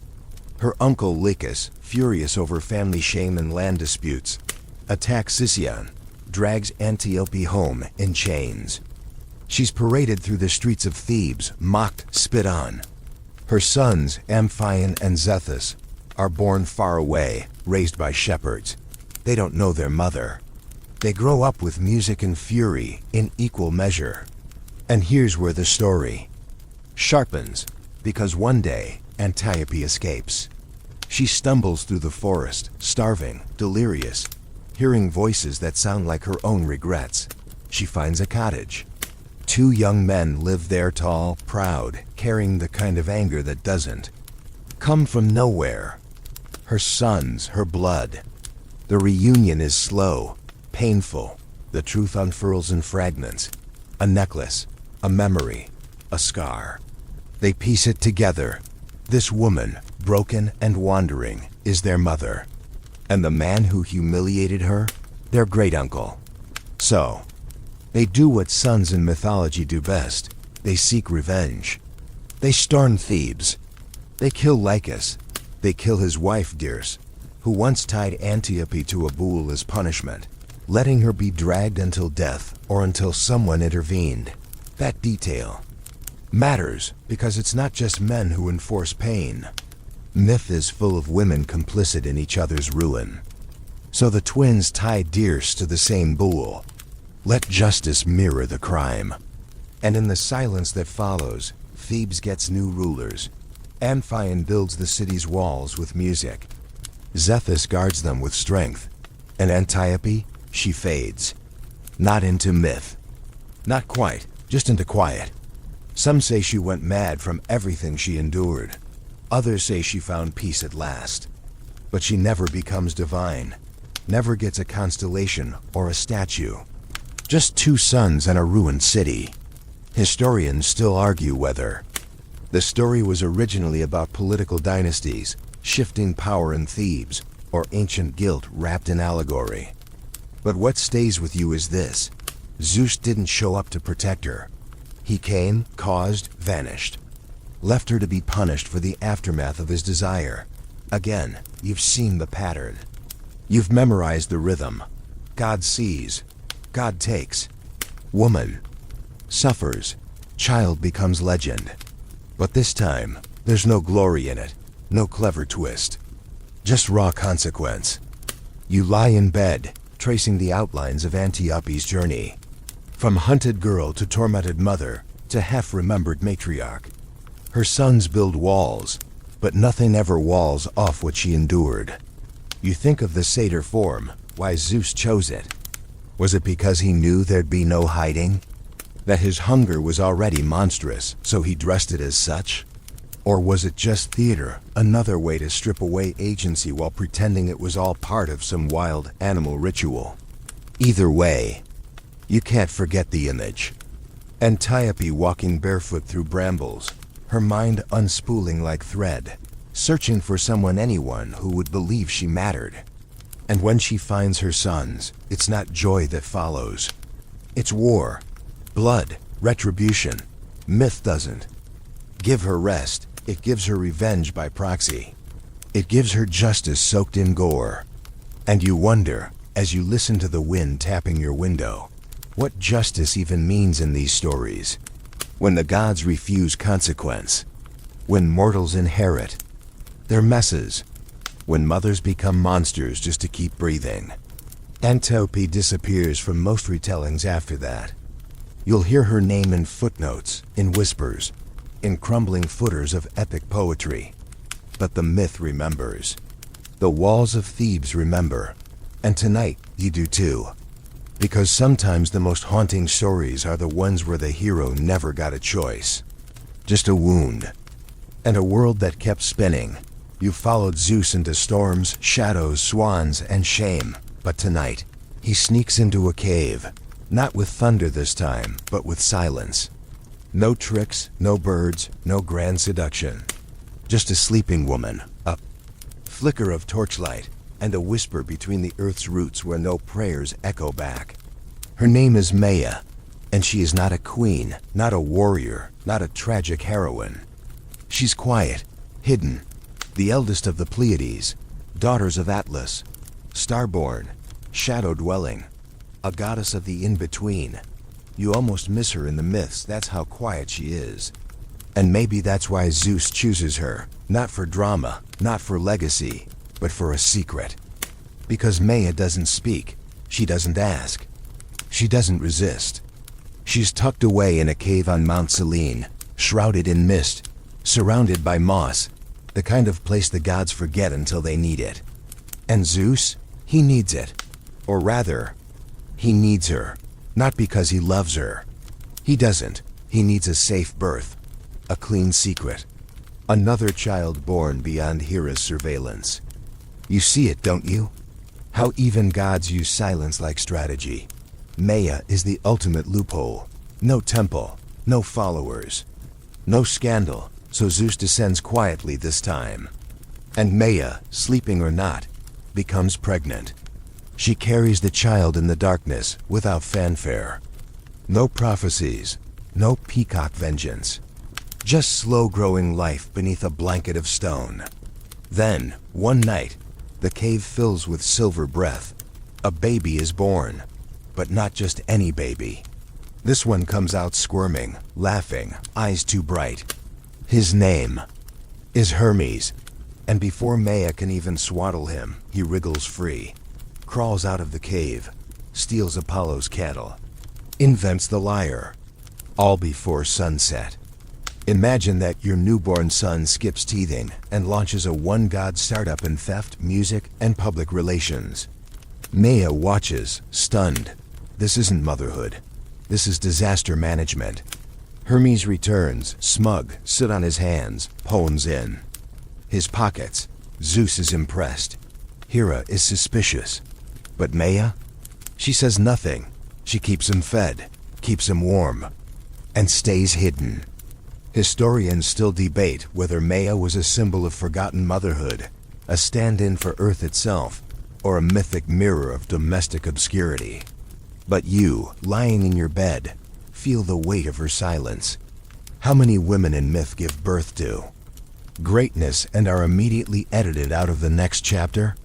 Hermes becomes a messenger, a trickster, a boundary crosser.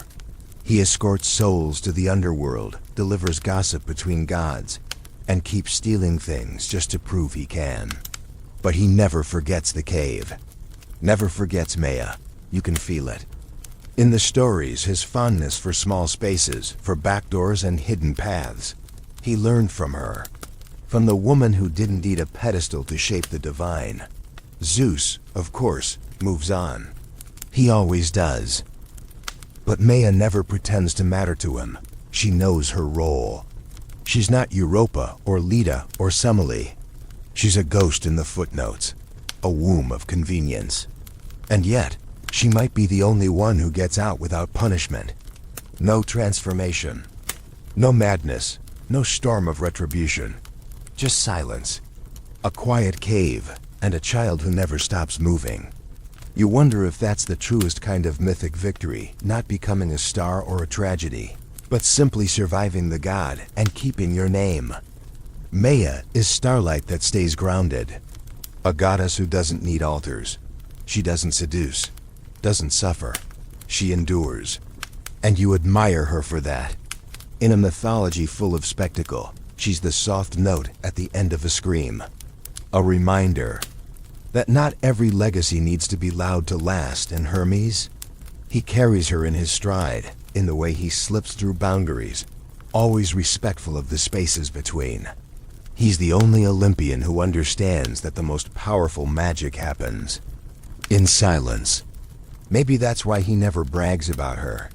He honors her by continuing, by keeping her cave hidden, sacred, untouched by the noise of Olympus. You picture Maia now, older, still in the cave, watching the stars that once named her. A fire crackles. Gently, she hums to herself. The air doesn't tremble. The gods don't visit. And for once, that's exactly how it should be. Because not every story needs thunder. Some just need to be left alone. And tonight, as you drift towards sleep, it's not Zeus's chaos that lingers, but Maia's quiet. Her refusal to be defined by what happened to her. Her cave, still warm, still whole, still hers. You think you've mapped the madness that Zeus has done, inventing new ways to complicate bloodlines and impersonate birds. But then you hear her name. 9 syllables echo like a mantra. Mnemosyne, the goddess of memory. And suddenly, the whole sky shifts. This time, there are no disguises. No swan feathers, no bovine transformations. No poor mortals waking up pregnant and confused. No. Tonight is something different. Something slower. Stranger. This time, Zeus doesn't just want a child, he wants meaning. And so he doesn't seduce Mnemosyne for a night. He lies with her for 9 nights, 9 dreams. 9 slow burn conversations beneath stars that blink like old secrets. This isn't lust, this is legacy. Because Mnemosyne isn't just any goddess, she is memory incarnate. She holds the past in her hands like a scroll that never ends. She knows everything, every name, every moment, every mistake. And Zeus, for all his arrogance, knows he needs that. Not for himself, but for the world he's shaping. He's ruled the sky, conquered time, fathered chaos. Now he wants creation, inspiration, story. And so night after night, he returns to her. No lies, no lightning bolts, just presence. And Mnemosyne, she doesn't swoon, she agrees. She understands that creation begins in recollection, that for something to be remembered, it must first be dreamed. They speak in riddles. They lie together on dew-kissed grass, the kind of softness myth rarely allows. The world holds its breath. And when it exhales, 9 daughters are born. The Muses, Clio, Thalia, Euterpe, Melpomene, Terpsichore, Erato, Urania, Polyhymnia, Calliope. Each one a facet of inspiration. History, comedy, music, tragedy, dance, love poetry, astronomy, hymns, and epic verse. The arts, given bodies, memory, given breath. And suddenly, the world isn't just chaos and war. It sings, it paints, it remembers. Imagine it.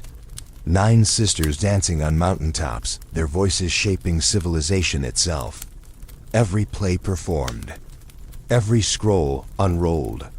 Every epic recited at a fire's edge. They're there, unseen, guiding the tongues of storytellers. And it all began not in conquest, but in stillness. This is the rare myth where Zeus isn't a monster. He doesn't trick or force or abandon. He collaborates, maybe for the only time. Maybe because even gods, in the end, fear being forgotten. And what better way to etch yourself into eternity than by fathering memory's children? Historians still debate whether this story was meant to elevate Zeus's image to show he wasn't all fire and libido, or whether it reflects the Greek reverence for art and memory as divine forces. But you, warm under your blanket, understand something deeper. This isn't about Zeus, it's about the Muses, about the power of remembrance, about how art itself is born from moments that linger, and the longing to make them last. You hear it, don't you? The echo of Calliope in every epic line. The whisper of Clio when history refuses to die. The laughter of Thalia behind every clever line. And beneath it all, Mnemosyne, watching. Still, she never demands temples or sacrifice. She doesn't meddle in wars. But she makes sure we never forget them. Because forgetting, to a god of memory, is the only true death. You think about your own memories. The ones you wish you could erase. The ones you hope someone someday will keep alive. And you realize Mnemosyne lives in all of them. That the past, however painful, is the soil from which meaning grows. And Zeus perhaps for the first and only time understood that. You wonder if Hera knew. If she watched him vanish for 9 nights and assumed the worst, only to find that he'd returned with something intangible. No bastard children. No scandal. Just 9 goddesses who would guide the future. Did she resent them? Or envy them? Or did even Hera, jaded, furious, exhausted, pause for a moment to listen to the Muses sing? We'll never know. But the world did. The Muses became eternal. Their names whispered before poems, invoked before battles, scrawled into margins. like trembling hands desperate to be remembered. And even now, you call to them every time you ask for inspiration, for clarity, for something beautiful to hold the dark at bay. The Muses are not background characters. They are the pulse of every myth you've heard tonight. They are why the stories still breathe, why the sky still spins, why you're still listening. So the next time someone tells you myth is just fantasy, just chaos, just gods behaving badly, remind them of Mnemosyne. Remind them that even in a world of thunder and lust, there was one moment, a sacred stretch of 9 nights, when a god chose creation over destruction. Memory over muscle, music over mayhem. You feel it now, humming under your skin. The way certain stories stay, the way certain names never leave. The Muses aren't just characters. They are the reason you remember any of this at all. And as you drift closer to sleep, the stars seem to shimmer with rhythm. Somewhere, Clio writes your name into a page no one else sees. Somewhere, Calliope hums your heartbeat in verse. And Mnemosyne, silent as ever, holds it all in the palm of her hand. Just when you start to believe Zeus has calmed, when the Muses are dancing, when memory sings and no one is being chased or cursed or changed into livestock, he strikes again. Not with thunder this time, but with logic, with strategy, with something that almost feels like fear. Tonight's myth begins not with lust, but with anxiety. Because Zeus, ruler of the skies, is facing a prophecy. And if you've been paying attention, you know, prophecies in Greek mythology don't whisper. They roar. This one is short, sharp, and terrifying.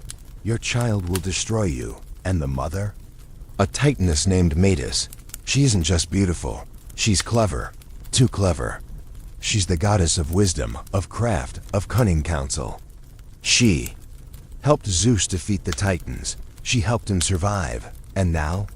She's pregnant with his child. And so Zeus panics. But not like a mortal man. No pacing. No plans. He does something far more dramatic. He swallows her, whole, alive, pregnant. Just consumes her like a god-shaped snake eating a future it can't control. It's the kind of myth that would be laughable if it weren't so eerily familiar. Power silencing intelligence. Kings devouring the women who built their empires. You've seen it before, and you'll see it again. Inside Zeus, Metis doesn't die. She lives, builds a forge, crafts armor. And her daughter, still unborn, starts banging on the walls of her father's skull. And the noise? It's unbearable. Imagine it. A migraine forged in prophecy, every throb a hammer strike, every pulse a future refusing to be denied. Zeus stumbles across Olympus, clutching his head, moaning like a hangover wrapped in bronze. The other gods gather. No one knows what to do. Until someone, maybe Prometheus, maybe Hephaestus, takes an axe and splits the king of the gods right down the middle. From that crack, she emerges, fully grown. In armor, radiant, furious, Athena. Goddess of wisdom, of war, of cities, of strategy. Born not from love, but from containment. Not from a mother's arms, but from a father's skull. She doesn't cry. She doesn't stumble. She walks out sword first, eyes gleaming with the rage of 1,000 stifled futures. And Olympus goes silent. Even Hera, even Ares, everyone stops. Because this is not just a birth. This is a reckoning. Zeus, for once, looks humbled, but only briefly. Because as Athena stands there, perfect, terrifying, brilliant, he sees something. Familiar. She is his. Entirely. No mortal blood. No messy love story. No angry goddess chasing him with curses. Just power, clean and sharp and wholly divine. And so he claims her. Parades her as proof that he can create without consequence. Without chaos. Without sex. But you know the truth. Athena isn't just his daughter. She's Metis's revenge. The prophecy fulfilled in a way no one expected. Historians still argue what Athena really represents. Some say she's the sanitized version of womanhood, powerful but virginal, a warrior without mess. Others say she's the ultimate symbol of intellect rising from oppression. A child who escaped erasure and turned it into strategy. But what stays with you is the image of her stepping out of that cracked skull, bloodless but blazing. She carries no maternal softness. She doesn't coo. She commands. She becomes patron of Athens. She defeats giants. She invents the olive tree, for God's sake. She proves that wisdom can grow even from trauma, even from suppression, even from the mouth of the very power that tried to silence it. And Metis? She's never seen again, still trapped inside Zeus, some say. Whispering strategies into his thoughts, guiding him, haunting him. The mother he can never unswallow. You wonder if Zeus hears her at night, if the voice of reason in his head is hers, not his. If every wise decision he makes is actually a titan's murmuring through bone. You think about how many women were buried in men's stories, swallowed, silenced, and yet they shaped the world from inside the margins. That's Metis. That's every woman who wasn't allowed to finish her sentence. And Athena? She's what happens when the sentence cuts through anyway.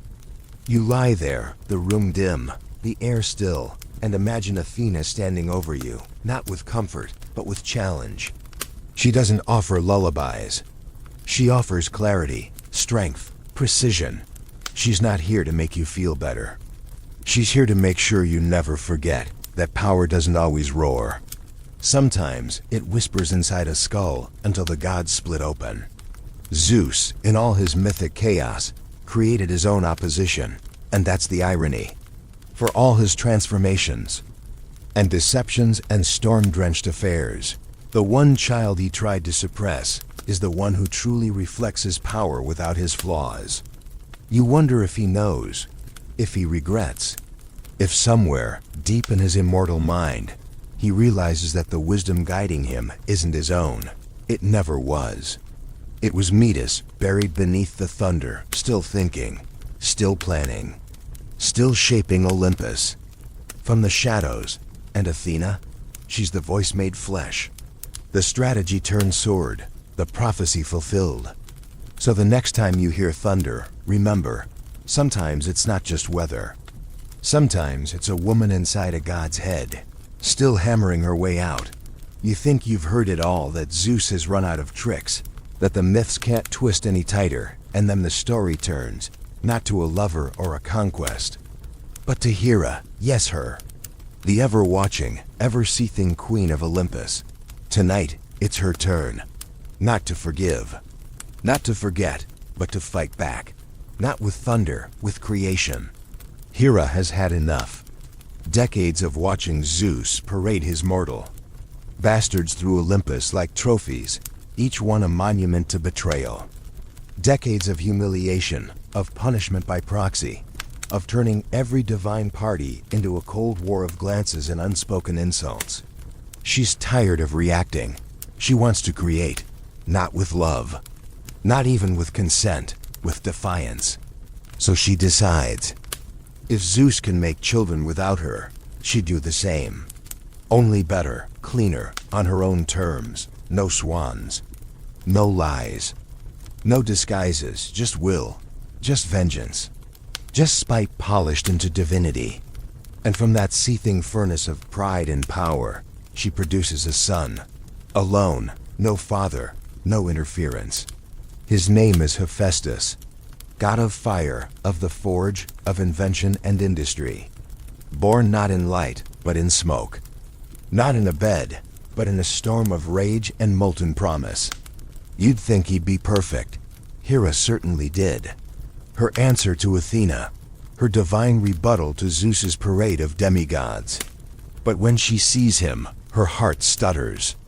Because he isn't what she expected. He's twisted, crippled, misshapen. The myths are cruel here. They don't give Hephaestus grace. They describe him as ugly, limping, a divine blemish in a world obsessed with perfection. And Hera panics. In some versions, she throws him off Olympus. Just hurls her newborn down like a bad idea she's desperate to forget. He falls for an entire day. Imagine that. Wind screaming in your ears. Sky thinning, stars disappearing behind you, and then splash. He crashes into the sea, broken, alone, but not undone. Because beneath the waves, sea nymphs find him, raise him, teach him. And Hephaestus, rejected, abandoned, deformed, becomes a god anyway. Not of war, not of the sky, but of craft. He builds machines that outthink the gods, constructs palaces, weapons, traps. His hands are always moving, always making. Rage turned into brilliance, rejection into artistry. And when he's ready, he returns to Olympus, not begging, not pleading, just walking limping straight back into the halls that threw him out. And Zeus? He lets him stay, maybe out of guilt, maybe because he needs him, because now the gods want thrones. They want armor, they want spectacle, and Hephaestus can give it to them. Hera welcomes him like she never betrayed him. Pretends she didn't flinch at his face, but the scar is there. You can feel it, even under her polished tone. And Hephaestus?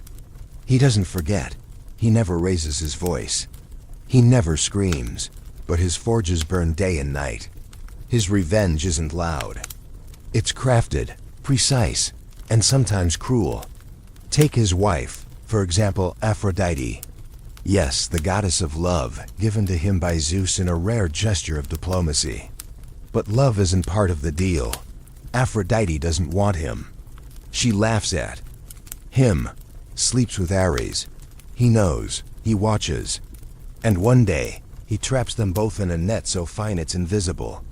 Catches them mid-act, invites all of Olympus to watch. Look, he says. This is what you worship. This is what love looks like. It's petty, brutal, effective. The gods laugh. The couple squirms. And Hephaestus, still limping, still scorned, goes back to his forge. You feel for him. Not because he's good, he's not. He's sharp, vindictive, but because he's real. He's the god who wasn't loved and made something of it anyway. The one who took pain and hammered it into meaning. Historians still argue whether Hephaestus' story was meant to shame disability or honor resilience. Whether he was mocked or venerated. But you know what he represents. He's the proof that even in Olympus, beauty doesn't guarantee worth. That rejection doesn't erase genius. And Hera, she carries the contradiction like perfume. She birthed him out of spite, rejected him out of fear, and now pretends none of it ever happened. But gods remember. You picture Hera alone on her throne, surrounded by beauty, by symmetry, by power, but always with that one jagged piece she couldn't control. The sun she made without love. The proof that vengeance can't create what love refuses to give. And Zeus, he watches all of it. Maybe amused, maybe remorseful. Or maybe, just maybe, he sees Hephaestus and understands what Hera felt. The rage, the need to create not from joy, but from fury. Because they are more alike than either of them would admit. You lie there, heartbeat soft, and imagine the forge below Olympus. The heat, the hammer, the hiss of steam. Hephaestus working. Alone, building the god's grandeur one strike at a time. Not for approval, not for praise, just because he can. And maybe that's the most divine act of all. Not seduction, not conquest, but creation. Not from perfection, but from pain, from spite. From the quiet fury of being cast aside and climbing back anyway. That's Hephaestus. That's the myth no one sings, but everyone lives. You hear it before you see her. The click of heels across marble, the low rustle of silk stiff with pride. Not wind. Not thunder. This time it's something colder. More calculating. Hera has entered the scene, not as a goddess watching from the sidelines. Not as a bitter wife biting her tongue, but as a storm of her own design. Tonight, she's not reacting to Zeus's latest offense. She's making moves. And for once, the story bends in her favor. You've pitied her. You've winced at the jealousy, the cruelty, the centuries of mythic side eyes and second-hand blame. But tonight, you get closer. Closer to the sharp mind behind the crown. The woman who didn't just survive Olympus, she owned it. Hera doesn't need disguises. Doesn't slink into mortal bedsheets or beg for memory's mercy. She rules with spine and venom, and everyone knows it. You feel the air change when she enters a room. She is winter in gold jewelry, and she's tired. So very tired of playing second to a man who can't keep his toga closed. Of pretending that the rules apply equally when Olympus was clearly built with a double standard etched into the pillars. She's done being just the goddess of marriage. She's redefining it. One grudge at a time. Take Echo, a mountain nymph. All voice and flirtation. Zeus liked her, of course he did. Hera, already 2 steps ahead, doesn't strike Zeus. She strikes Echo's mouth. Curses her to only repeat the last words spoken to her. Echo tries to cry out. Tries to say, I didn't want him. All that comes out is, want him, want him. Hera smiles, sharp, poetic, tragic, effective. Then there's Semele. Hera doesn't scream when Zeus visits her in secret. She visits too, in disguise. Plants doubt like a seed that grows into lightning. Hera turns insecurity into combustion. And yes, it's cruel. But is it unjust? The mortals never see her clearly. They call her vindictive, harsh, but you see something else. You see a woman trying to clean up a mess she didn't make. Trying to scrub a palace built on broken vows. The peacock becomes her symbol, not because it's pretty, but because it sees everything. Those feathers, eyes, unblinking, ever watchful. Hera doesn't forget. She catalogs, she strategizes. She's Olympus's memory stick. And eventually, even Zeus starts to notice. Not just her fury, but her power. There's a reason he still shares the throne with her. A reason he can't remove her, no matter how many demigods he fathers. Because without Hera, Olympus doesn't hold the rituals, hers. The oaths, hers. The fear that keeps the gods from tearing each other apart during those endless banquets. Definitely hers. You think about how power works, how some wear it loud. Others quietly keep the wheels turning. Hera's the latter. She doesn't steal the show. She controls the script.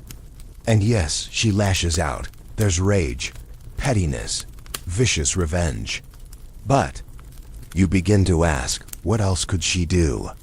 When the rules never protected her, she became the rule. When love betrayed her, she weaponized loyalty.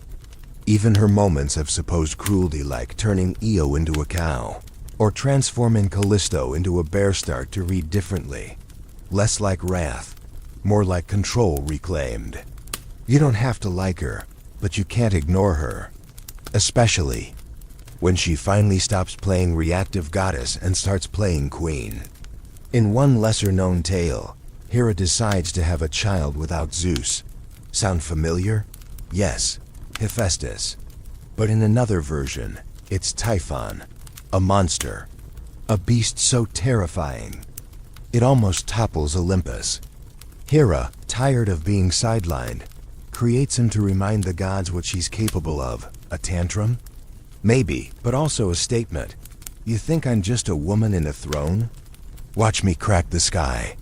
Historians still debate whether Hera is a misunderstood symbol of domestic control or a reflection of the societal paranoia around female rage.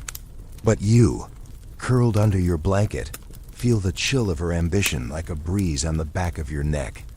Hera isn't here to be liked. She's here to endure, to outlast. And she does. Mortals die, Zeus strays, gods rise and fall. But Hera remains, regal, ruthless, unchanged. You wonder if she ever wanted something softer. A marriage built on respect. A temple built on joy, not fear. You'll never know. The myths don't give her softness, only storms. But tonight, maybe that's enough. Maybe her power isn't in what she lost, but in what she refused to lose. Dignity, control, the ability to terrify gods with nothing but a glance. Hera's not your hero. She's your reckoning. She's what happens when you corner a woman for centuries and still expect her to smile. And as you fade into sleep, the wind outside stirs, not with thunder, but with wings. A peacock watching, remembering, judging, and never, ever forgetting. You've stood in clouds and cradles, watched births and betrayals, but now it's time to walk through the front door of Olympus itself, not as a visitor, not as a wide-eyed mortal, but as someone ready to see what really happens behind the marble. Because for all the thunder and divine drama, Olympus isn't just a throne room. It's a house, a labyrinth of desire disguised as order. And at the center of it all, like some mythical high-rise of dysfunction, lies the geography of the gods, the erotic blueprint of Olympus, where every hall echoes with footsteps that never should have crossed paths. Imagine it. You step in and immediately the air changes. The walls aren't just marble, they're watching you. Gold filigree lines the ceilings, catching torchlight like gossip. There's no privacy here, no real silence.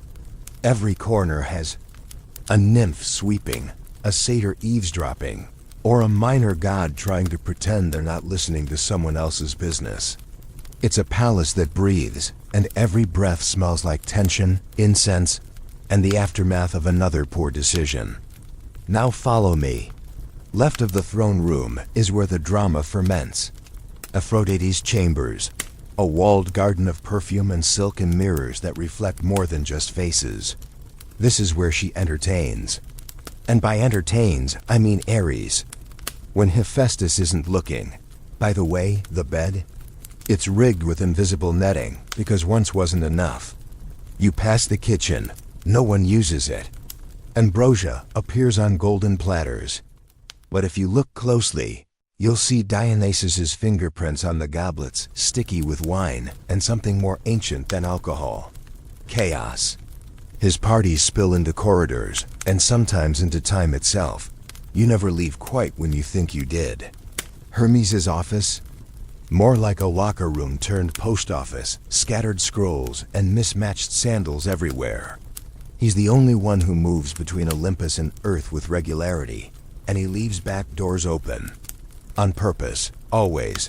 Now up the west wing where the lights never dim and everyone pretends not to hear anything. That's where Zeus's private suites are.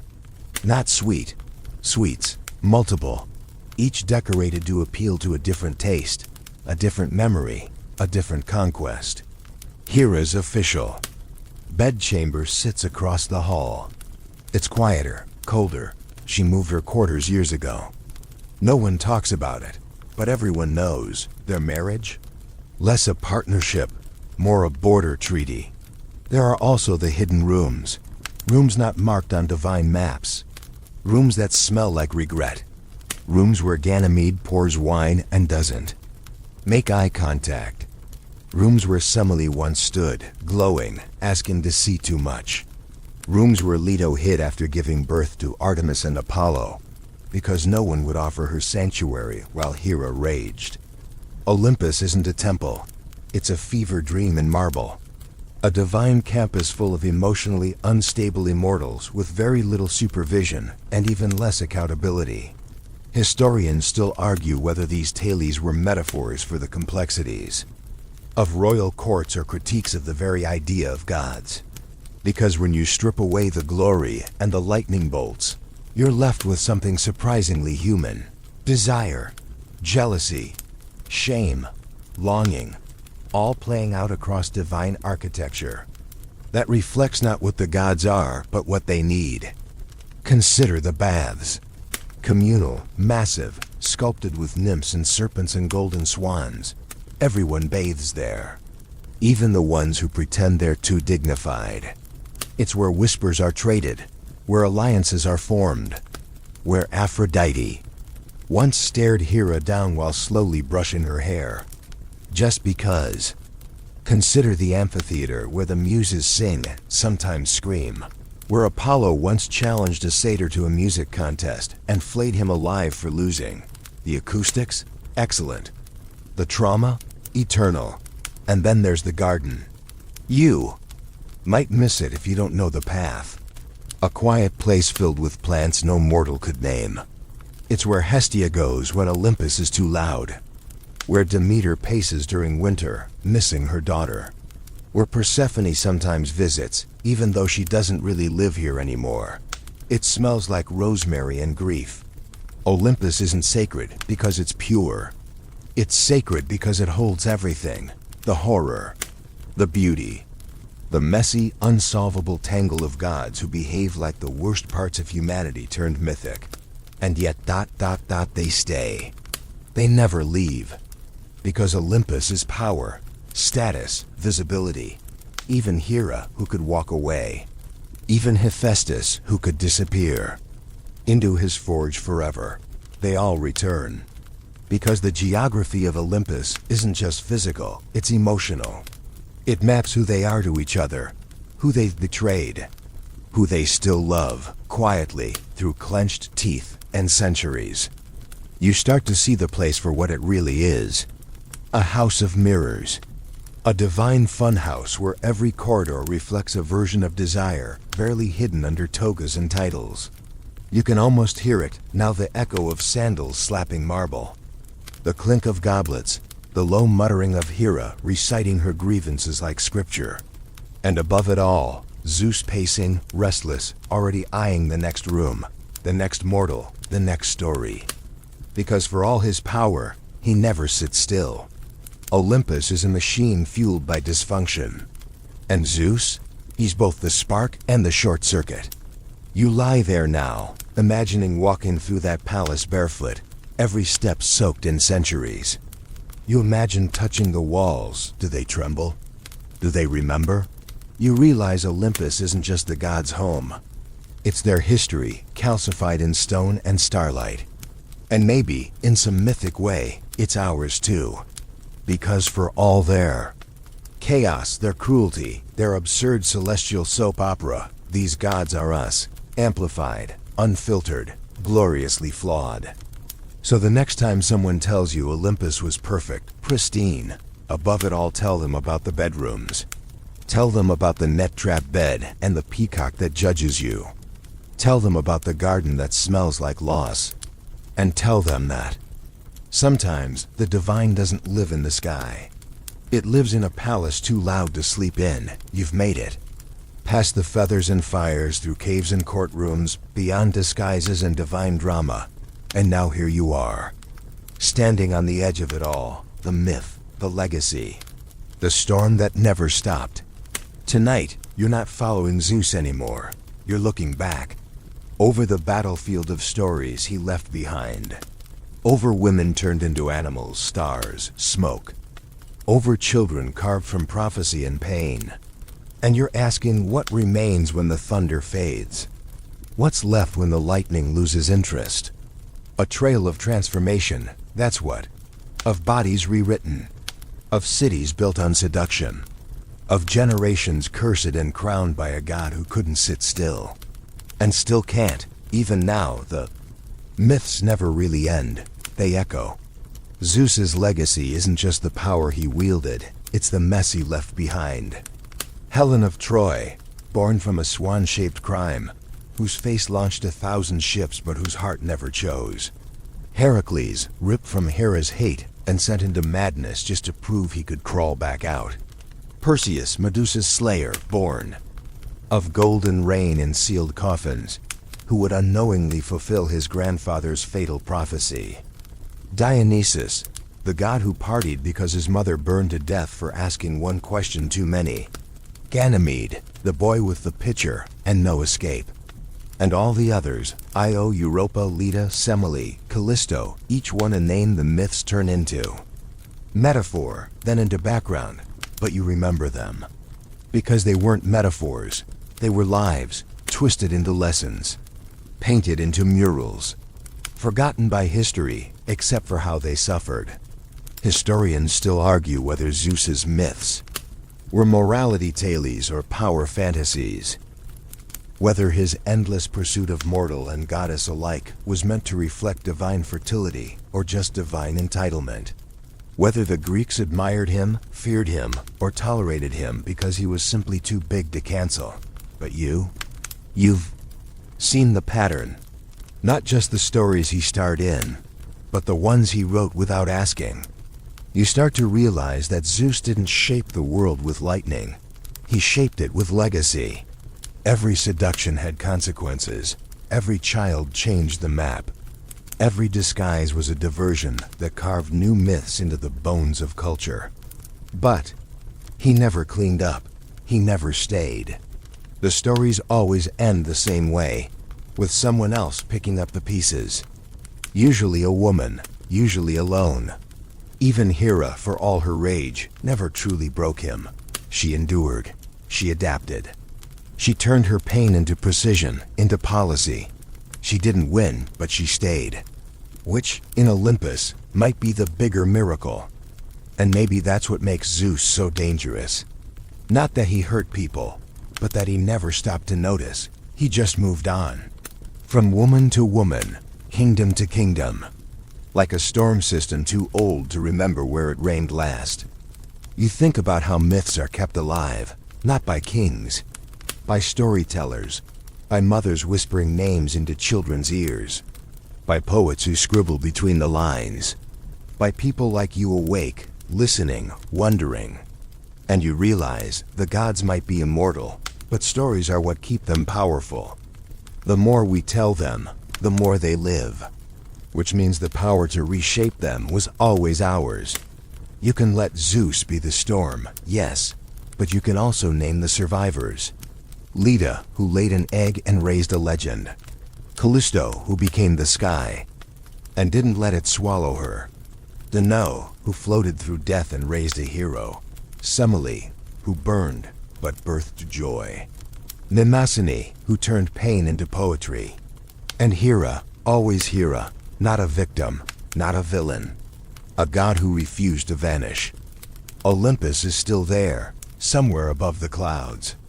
Or maybe it's inside us, etched into our language, our dramas, our dreams. And Zeus? He's still storming across it, restless as ever.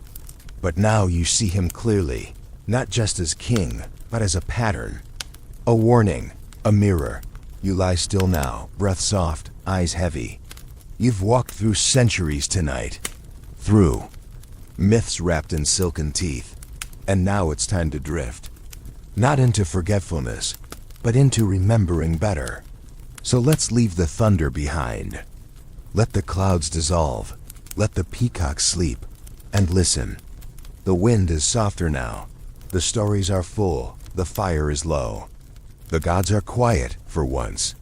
Maybe they're listening to dot, and now the storm has passed. The thunder is gone. The sky is quiet. You've traveled through gods and grief, through passion and prophecy. And here you are, still breathing, still listening, still awake, though barely. Let the edges of those myths soften now. Let the names fade into the rhythm of your breath. Zeus is gone from the clouds, just another shadow behind your eyes. And the women, the real core of these tales, linger in the stillness, not as victims anymore, but as echoes with their own pulse. You're not in Olympus now. You're in your room, your bed, your world. And the only thing divine is the silence settling on your chest like a soft blanket. Picture the sky clear now.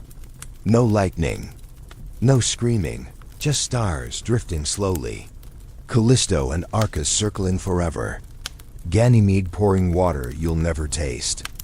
Mnemosyne whispering from the dark, reminding you that forgetting is not peace, but remembering with softness might be. So let the gods rest. Let Hera close her eyes. Let Athena set down her sword. Let Dionysus laugh a little softer. Even Hephaestus's. Forge is dim now, the last embers cooling to silver. You're safe, you're whole, you're here.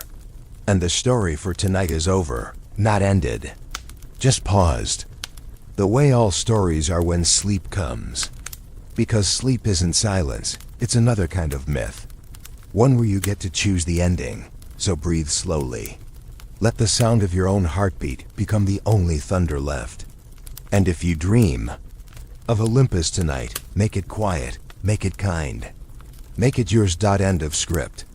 Sweet dreams.